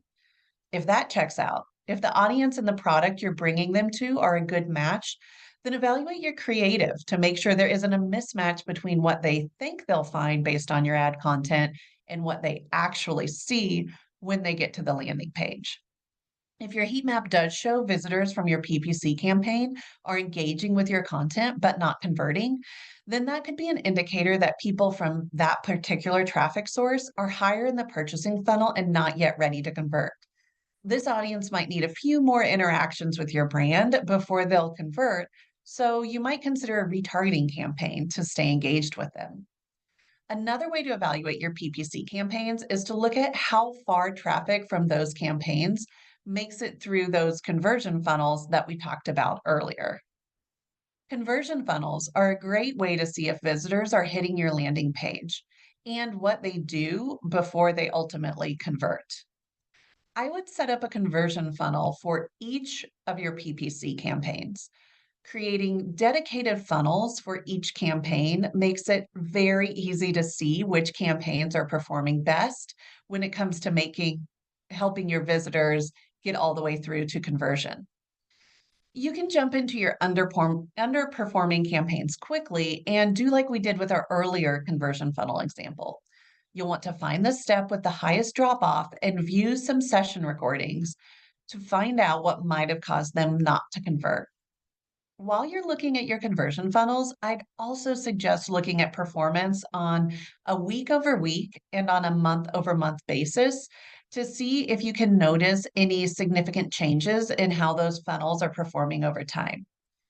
If you see a big change in conversion rates that you weren't expecting, prioritize watching session recordings to figure out what the cause might be.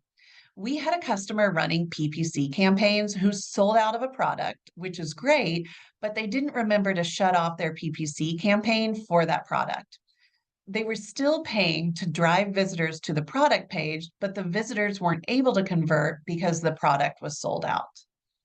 Our next really helpful tool to get more conversions is to help you understand the characteristics of your best customers. When you're looking at a list of people who visited your site, filter down to those who have visited your site numerous times. Block off some time on your calendar to watch recordings of their sessions to see if you can figure out what these repeat visitors are doing that you can use to encourage first-time visitors to keep coming back to your site. Here are a few things that I would look for when I'm going through those session recordings. Are there specific products repeat visitors tend to purchase more than first-time visitors? If so, these might be good products to highlight and promote to new or first-time visitors. Is there a specific path that return visitors take when they're navigating your website? Make note of these paths that loyal customers take and see if there are ways that you can make it easier for other visitors to follow this path, perhaps through navigation changes or using an announcement to encourage them to visit the next page in the path that other loyal customers visit. Have these repeat visitors figured out something about your site that other visitors miss, like scrolling to the bottom of a page to find a specific product that lazier visitors might not have taken the time to find? If you have filtering or segmenting options on your site, do repeat customers use these more frequently than new customers? You might consider defaulting your products to the display in the manner that's most commonly used by your repeat visitors, or adding an announcement on the page to let new visitors know they can filter the product display. Make sure you study the characteristics of your repeat visitors. Do they tend to come from a specific source, use desktop or mobile devices, or come from certain geographic areas? All of this information can help you refine your PPC strategies as well as make changes to your website that will offer them a better experience. To frame up the next tactic that we're going to talk today about that will help you improve your conversions, we're going to go back to our market. This time, let's imagine that we're the owner of the market instead of a shopper. And one of the things that we've noticed is that our customers are having some issues at the checkout lanes. Our small market has two checkout lanes, one that is cash only and one where customers can use a credit card or cash to pay.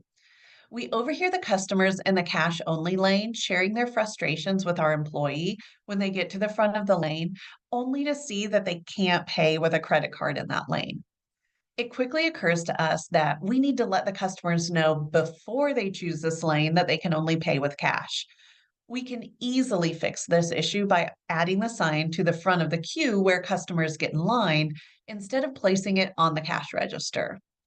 We can, and we should, think of optimizing the forms on our website in a similar manner.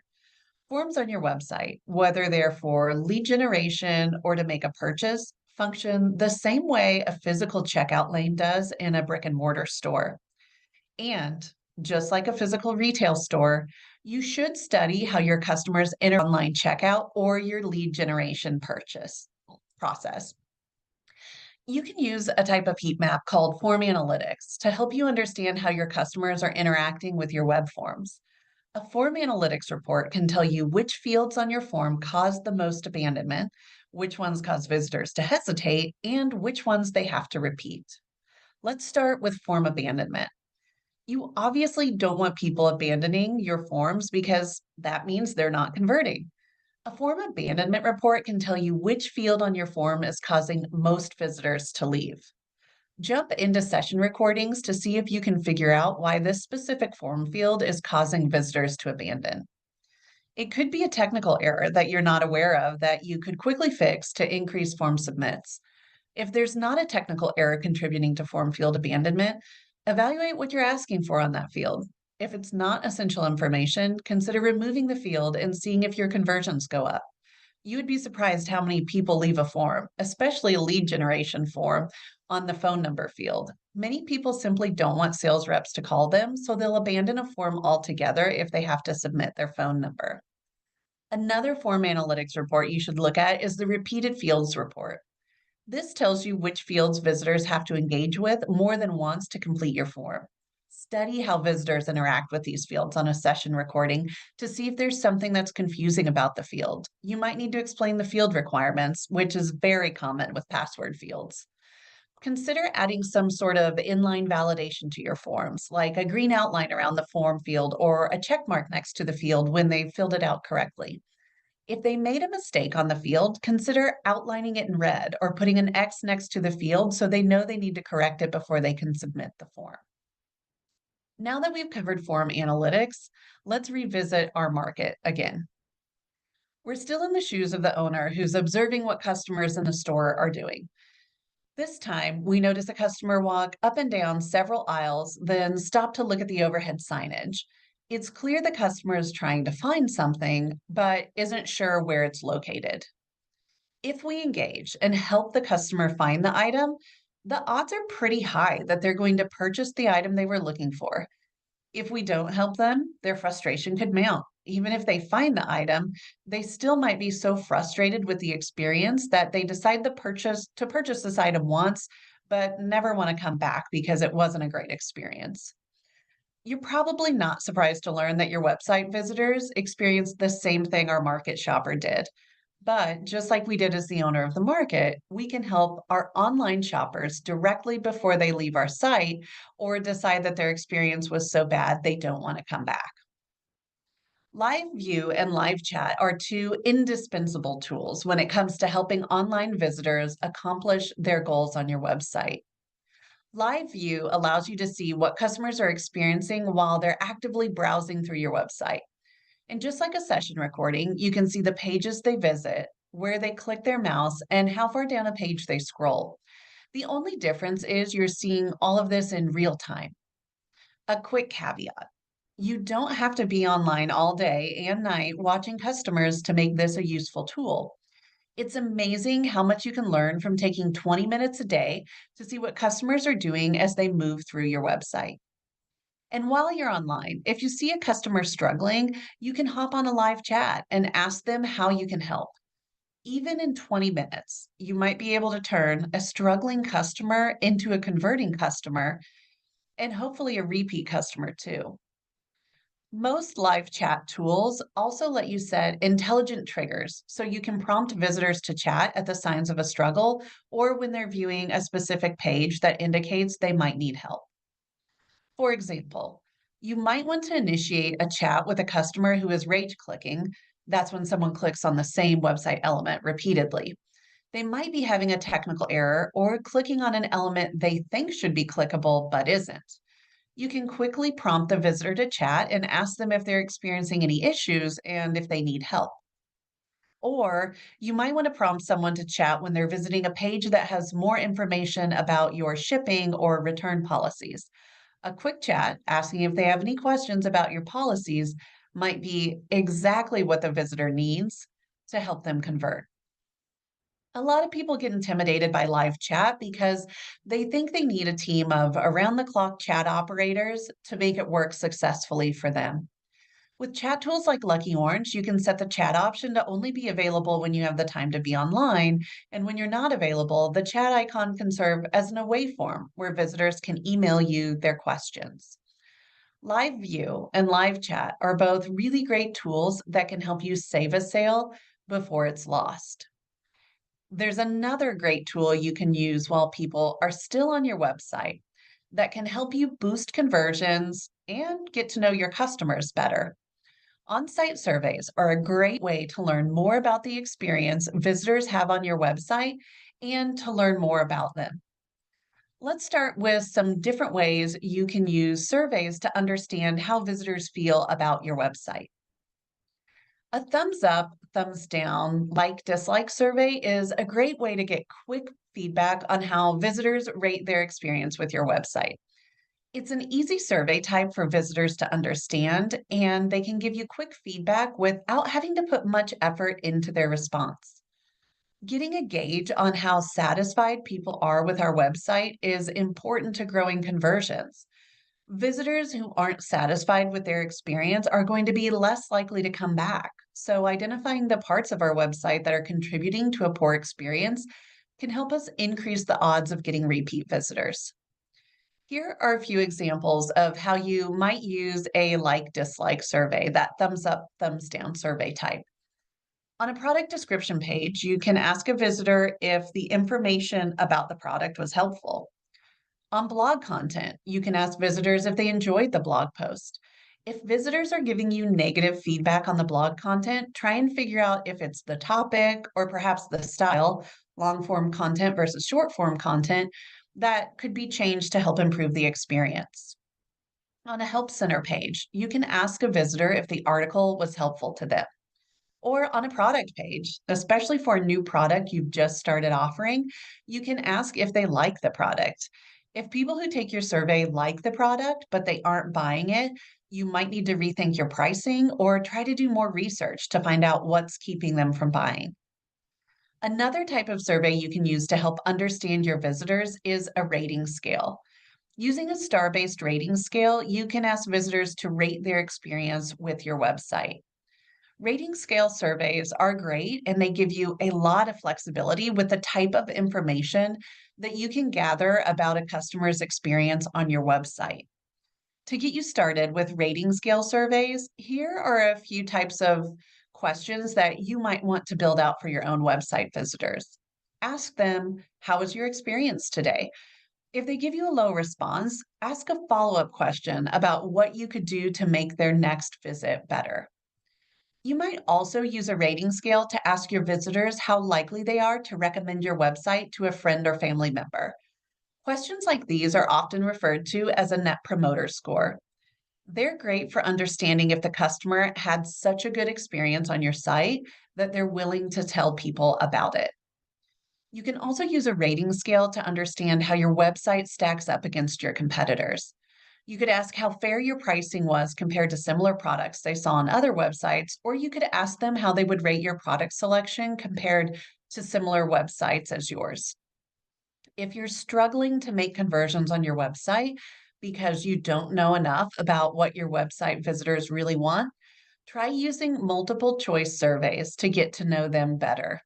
These are a really great survey tool, and the sky is the limit with what you might ask your visitors through a multiple choice survey format.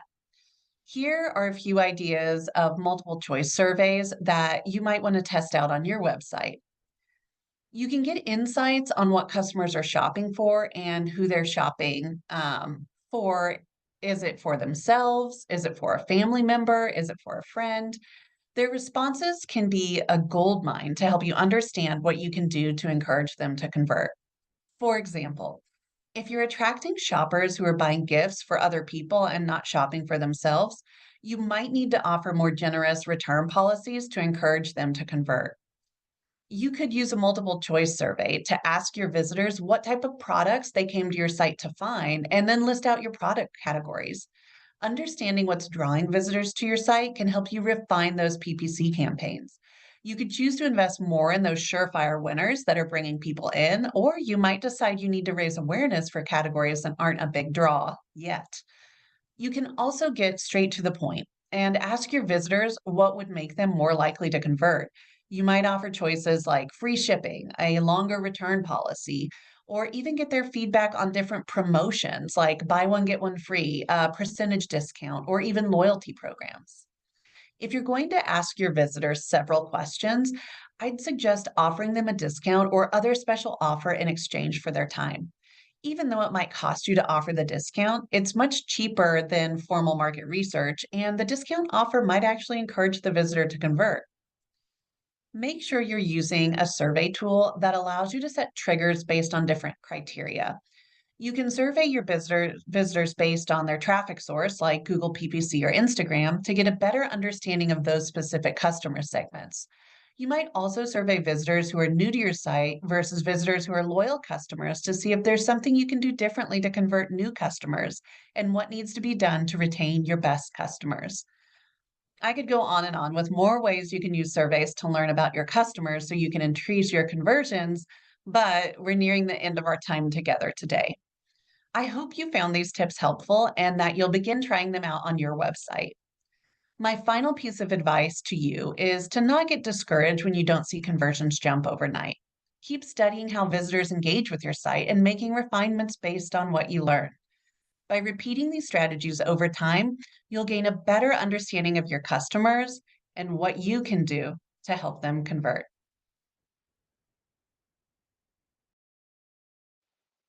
Yes, Sarah, we found your speech really helpful. Thank you for such great insights and tips. And now I want to present our last but not the least speaker. Today it will be Frederick Vallaeys, co-founder and chief executive officer of the Optimizer from the United States. He will tell us how automation layering improves performance max results. Frederick is a Silicon Valley entrepreneur, author, and leading influencer in pay-per-click search marketing, one of the Google's first 500 employees. He helped pioneer PPC marketing at the company's first AdWords evangelist. Today, he serves as co-founding chief executive officer of Optimizer, a leading and award-winning PPC management platform. A sought-after industry thought leader, he contributes to leading marketing publications and conferences, and is routinely called upon by journalists, writers, and podcasters for his industry insights and vision. So, Frederick, we are happy to have you with us, and let's start. Hi, my name is Fred Vallaeys. It's so great to be here for Skills Boosters PPC Day. I'm going to do a session today about how automation is affecting your performance to optimize your campaigns. And specifically, we're going to look at Performance Max campaigns, the newest campaign type from Google, and what you can do to make it better. So thanks for joining me today. I'm Fred Vallaeys. I'm co-founder and CEO at Optimizer, and I've been doing PPC since 1998. So that's quite a long time ago. I started doing PPC in my college dorm room. I was trying to make a little bit of money, and I figured out I could use PPC ads to sell some video cassettes that I was buying from Blockbuster. Since then, I joined Google, so I was one of the first 500 people. And 10 years ago, I decided to take everything that I had learned at Google and to start solving real problems for advertisers based on the things that I knew Google wasn't really going to do. So now we have Optimizer, PPC management software, and it really fills the gaps in terms of the functionality that Google provides and what it is that advertisers are trying to achieve. And so hopefully I'll teach you a few things here today that you can take away to your businesses and really start doing something very interesting with right away. So as far as what I wanted to cover, really 3 portions. And we don't have a lot of time, so we're going to go pretty quick here. But first of all, we're going to talk about the changing nature of PPC management and PPC optimization. Why are things changing, and what does it mean for you?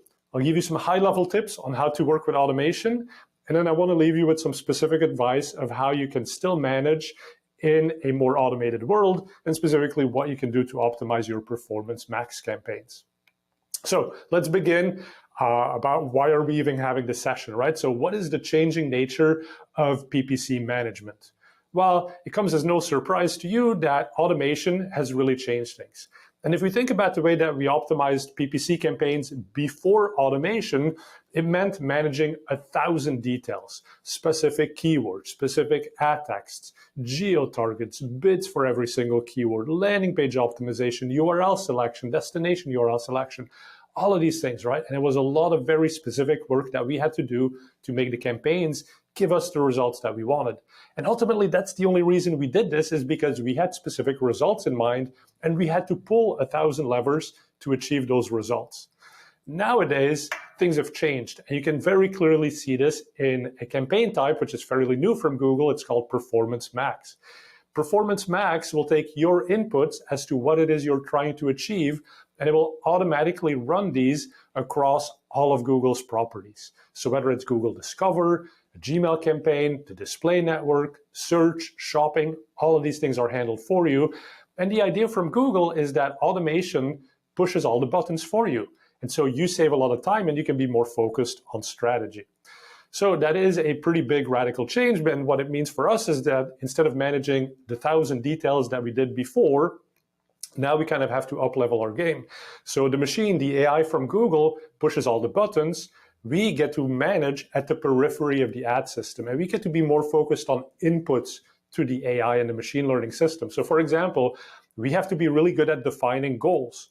If you don't tell Google what it is you're actually trying to achieve, it's going to do something, but it may not be the thing that you actually wanted it to do. So you have to define goals. And then for each of those goals, you have to define what is the value. How much can you afford to pay for it? That's often not that easy of a question to answer. Now that's something we need to spend a lot more time on, actually get it right, because otherwise, again, the machine is just going to go off the rails and do the wrong thing for us. And then we have this concept of automation layers. As you deploy more and more automation, whether you're forced to do it from Google or whether it's your choice to use automated bidding, you probably want to put in place some layers on top of that which control the machines, which make sure that the Google machine is doing the job that you wanted it to do. And so you can either manually check on that, or you can put in your own automation systems through third-party tools like Optimizer or through scripts that will do these checks for you and save you a lot of time and make sure that you're still getting the results that you want. Is it actually still necessary for humans to be involved in PPC management? And the answer is very simply yes. We could discuss it for quite a while, but here's some research from Boston Consulting Group. And basically they found that if an advertiser deploys automation on their account, they're going to see 20% more results from advanced technology. But if you layer humans on top of that automation, you get a further 15% improvement. Now, if you're managing a $100 a month campaign, 15%, probably not worth your time, right? So in that case, you might just want to give it all to Google, say run Performance Max, and you're fine, you're done. Go spend your time on something more high value. But if you're an advertiser spending $10,000 a month, well, that 15% all of a sudden becomes meaningful money. That's a meaningful amount of money for you to actually sit down and say, okay, maybe I should dial in these 5 settings that I can and get a little bit more than the average results from something like Performance Max. So that's why I think there's still a lot of work for all of us to do in PPC management. Okay, but if you're going to start using automation, and it's really not if you're going to start using it, but when you start using it, because you have to use it at this point, when you use it, really think about removing constraints, right? There's this story about how high can a flea jump? Well, a flea can jump 150 times its own height. That's a pretty high jump. But if you take a flea and you put it in a small box, it will learn not to jump too high because otherwise it's going to hit its head on the top of the box. It's kind of the same thing with automation. If you constrain automation too much, it's never going to learn all of these other conversions that might exist in the world, which it could have had access to. And so think about it this way, as you see on the slide. But if you go into automation and you say, my target cost per acquisition is $100. Well, if you've told the machine that, then do you really need to constrain it with something like the match type of your keywords?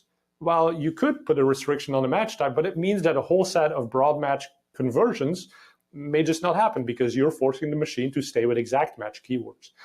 If you tell the machine that you have a $100 CPA, but you can only show ads in a certain zip code, well, again, great, you may get those conversions, but it means that all of the conversions outside of that zip code, which could have happened, the machine could have found them for you, are not going to happen. So the key message here is, in the beginning, give the machine some freedom to actually go and explore new things that you may not have done in the past. And then over time, you might see that it's gone a little bit too broad with certain queries, or it's gone a little bit too far away from the geography in which you tend to do well. And then you can put those constraints back into place. But in the beginning, it tends to make sense to remove some of these constraints. And then the other thing to keep in mind is that when we talk about automation, it's not a magic bullet. So if you have a broken business model, automation is not going to fix that for you. And we can spend an entire session on each of these points, but basically, is your landing page easy enough to navigate? If some lead comes in and maybe they call your business, who's picking up the phone? Are they doing a good job selling the value proposition, collecting the lead? We've seen too many examples where the person picking up the phone doesn't even know anything about the ads you're running, and so they completely mess up that potential lead. And then the PPC campaign gets blamed, even though it was really the sales team that didn't do a good job. Are your shipping rates competitive?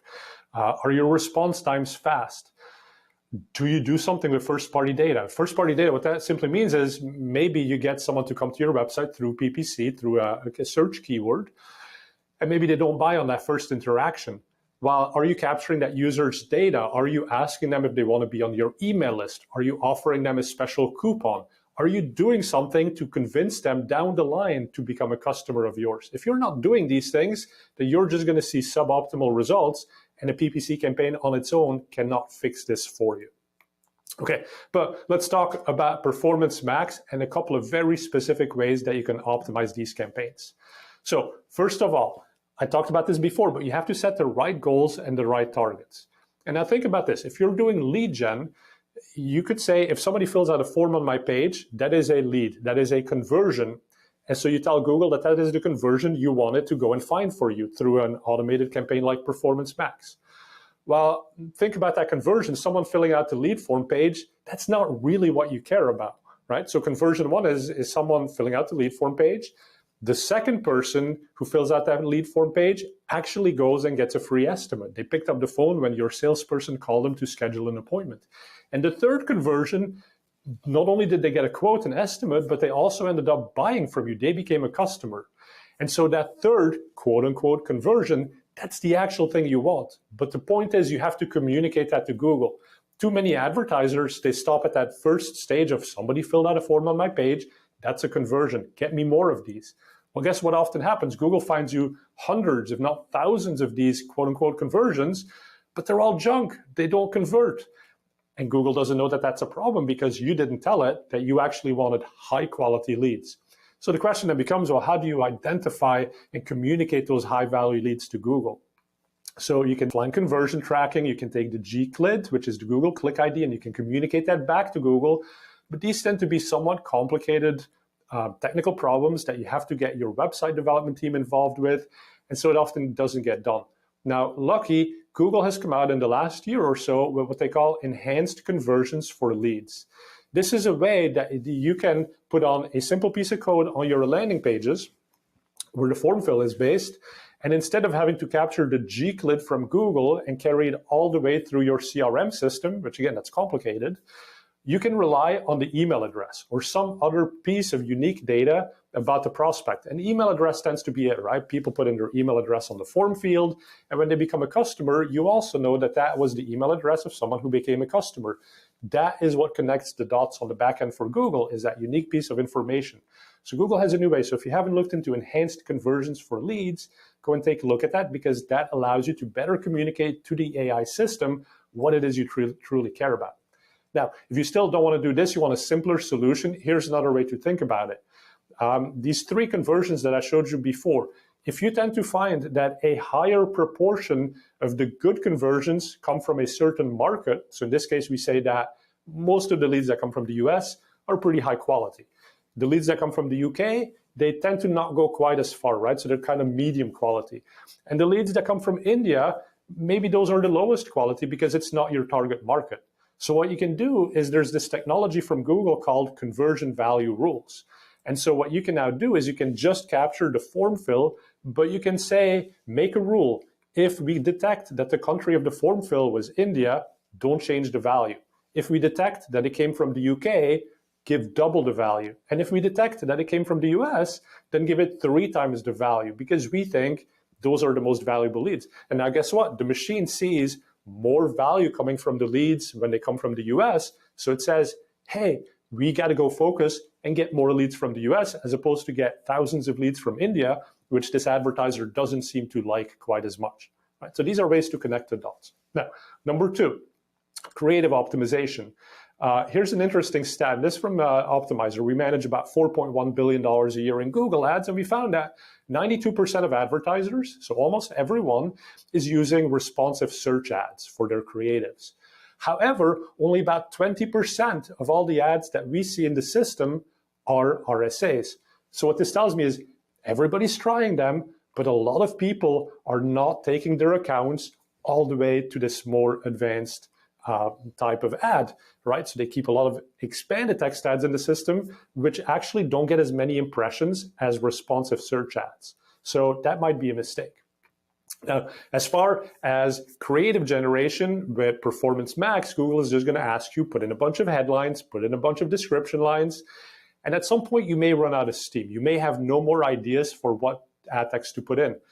ChatGPT or GPT-3 from OpenAI, all of these new AI automation systems are really good at giving new suggestions. So if you kind of get writer's block, just say, here's some of the ads that I've written before, go and give me variations of this. And so this can give you new ideas for headlines to put in. So if you haven't played with ChatGPT, check that out. It is really good. And Optimizer, by the way, already includes this. So you can just log into Optimizer, say, give me more headlines, and we use AI technology to come up with variations of the ads that have already worked for you in the past. Now, number 3, use account structure to achieve business goals. Now, Google will often tell you to simplify things, just have a single Performance Max campaign. So I got to take you on a little sidetrack here, but talk about automated bidding. So automated bidding really only works when you optimize to the right targets. And what does that mean? Well, there's 2 ways to do optimization. You can do a global optimization, which is to say I'm going to have one campaign, and that one campaign has one target. And within that one campaign, I sell everything that I sell, every kind of lead, every kind of product. And so what happens when you do this global optimization is the winners start subsidizing the losers. Say that you sell travel packages. Maybe you get a high margin on hotels and a lower margin on flight bookings. While the high margin from the hotels is going to subsidize the low margin from your flights, and it's going to find the global optimal place for you to advertise at. But you could actually be selling things that don't lead to a profit, right? As you sell more of these flights, maybe Google is overspending for that because they're trying to find the global maximization. As far as local optimization, that says, well, I'm going to have one campaign for each target, right? So I'm going to end up with multiple campaigns with multiple targets. And now each of these things has to find the optimal point for itself. So my flights and my hotels are not going to be subsidizing each other. I want to get the best possible performance from each of these different things. And so if you think about how business should work, business probably should work in the way of having multiple campaigns. And so the other point about bid automation, and Performance Max obviously has automated bidding, but if you let Google's flagship state-of-the-art, best-in-class automated bidding, which is maximize conversion value, if you let it do its job with the wrong target, it's going to give you exactly $0 of profit, right? So it's giving you the most value, the biggest revenue, but no profit, okay? Do you want profit? Maybe you do, maybe you don't, but that's a question you have to ask, and you have to understand how these systems work. And so in my opinion, I think you really should have multiple campaigns because if you sell stuff, right? If you do shopping, you have different product lines and they have different margins. If they have different margins, you need different campaigns, so you can set different targets so that you actually optimize your profit as opposed to your overall revenue. So that is one reason to really think about your account structure. Now, once you have account structure, you can also start dialing in the right budgets to maximize your performance. Again, this is not rocket science, but basically, if you sell summer items and winter items, you may want to shift budgets between them to prioritize the summer items in summer and the winter items in winter. If you put everything into a single campaign, then you don't have that flexibility. So again, just think about how does your business work? What are your business rules that you want to put in place? And that often determines what kind of campaign structures you want to have. And that makes sense even when you have performance max campaigns. And then, of course, if you have multiple campaigns, you can also do budget optimization. And so here's an example from Optimizer where we say we're going to allocate more budget to the highest performing campaigns first.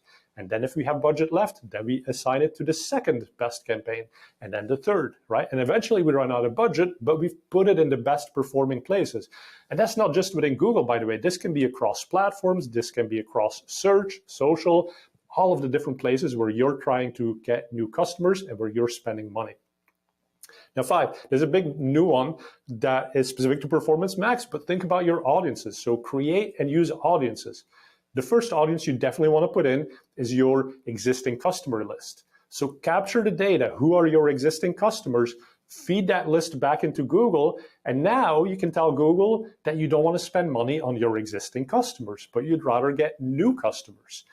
If Google doesn't know who's already a customer of yours, they're going to market to them just the same as they market to new customers. This is a tool that gives you the flexibility to tell Google whether you care more about new customers or whether you don't mind getting existing customers to come back and purchase from you again from the same campaigns.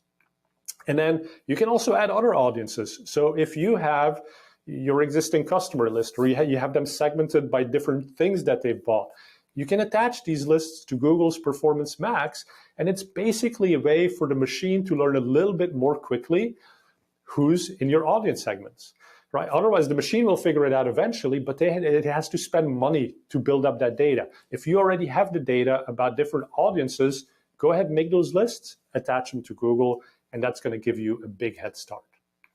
Now, 6, geo performance. Right? Google will often say, well, if you give us a performance target like a target CPA, then who cares about putting a geographic restriction in place? Like the example I gave you about letting the machine have some flexibility in the beginning. Well, here's the other problem again. It's about that whole global versus local optimization. If you have lead gen and you think you can afford to pay $25 for a lead in New York because New York-based customers are more valuable, and customers from or prospects from Milwaukee are less valuable, maybe you can only afford to pay $15 CPA for them, well, then Google might say the average of $20 CPA is the point where we should be at.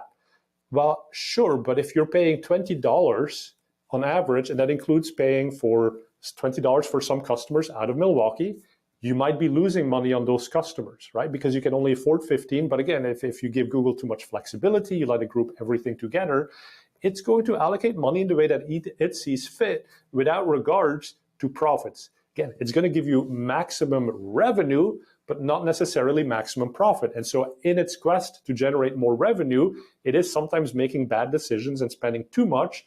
And that next lead is actually losing you money. It's cutting into your profit. So that's why we think that it also makes sense to consider your geo targets and set up different campaigns for those different Performance Max campaigns. And then finally, there's optimization of structured feeds and data. If you think about the new way of advertising, we're no longer really just writing ads. Oftentimes we say, here's a product feed, here's all the things we sell. Google goes and automatically puts together the right ads at the right time. Well, that means that your lever to optimize what's shown in the ad is what is in your feed. And so some good examples, but avoid vague titles. Front load the most important things in your titles because they often get cut off after about 70 characters. Include relevant attributes, the colors. Are we calling something burgundy or do we call it red? Right? More people will resonate with the word red versus burgundy. So standardize to the types of things that people search for, because Google also uses the data from the feed to match it to different searches. So think about your feed as your way to control what shows up in the ads. And then the very last one is put constraints back into place, right? So in the beginning, we let the system figure it out, but at the end of the day, we still have shared negative lists. So we can have a shared negative list, whether that's for placements or whether that's for negative keywords. We can create those at the account level, and then we can associate them to the Performance Max campaigns so that effectively we're telling the system that don't even bother trying to show the ads in this place, or on that keyword, or on that website, or on that mobile placement. Now, you can do that by yourself. You often don't get the data in Performance Max campaigns, but you're still running search campaigns. So whatever findings you have from a search campaign, put them in the negative shared list, and then associate that to the Performance Max list. Or you can take a look at a tool like Optimizer, and we look at that $4 billion of spend that we manage, and we proactively will put negatives in to your account. Because we've seen other websites waste money on certain placements, and so we can automatically put that on your negative list so that you never even have to try it. You're not going to waste that money. So those are some tips. If you enjoyed this, if you want to learn more about automation layering and advertising in a digital world, I've written 2 books. They're both on Amazon. Unlevel the Playing Field is the second book, so that's the more recent one. But they're really easy reads. People have liked them, so check them out and take a look if you're interested. We also have a 2-week free trial of Optimizer on the website, so just go to optimizer.com and see what our software can do to make your lives easier and get your results to be better. And with that, thank you very much. You can find me on LinkedIn. I'd love to connect. I'm also on Twitter at Silicon Vallaeys, and I'm Frederick at optimizer.com if anyone wants to email me. So let's do some questions. Thank you, Fred, for a great speech. Thank you for all speakers and for all our today's listeners. Today online conference PPC Day was full of insights, detailed toolkits, case studies, and I hope you loved it.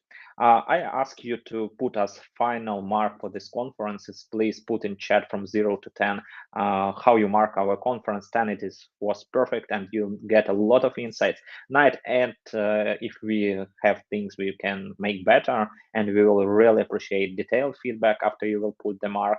I want to say thank you to all today's speakers, to our team, to Tatiana, who was managing all this stuff and helping to the stream to be perfect.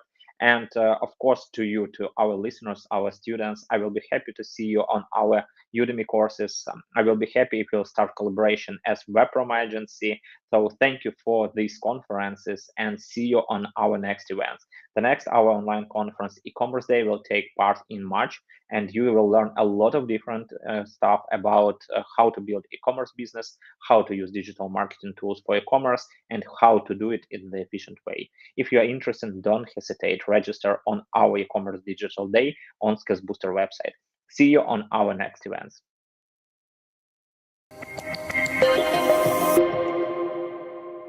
Hi, thank you for joining us today on our online conference PPC Day. For you, we have a special gift, 90% off on our courses on Udemy.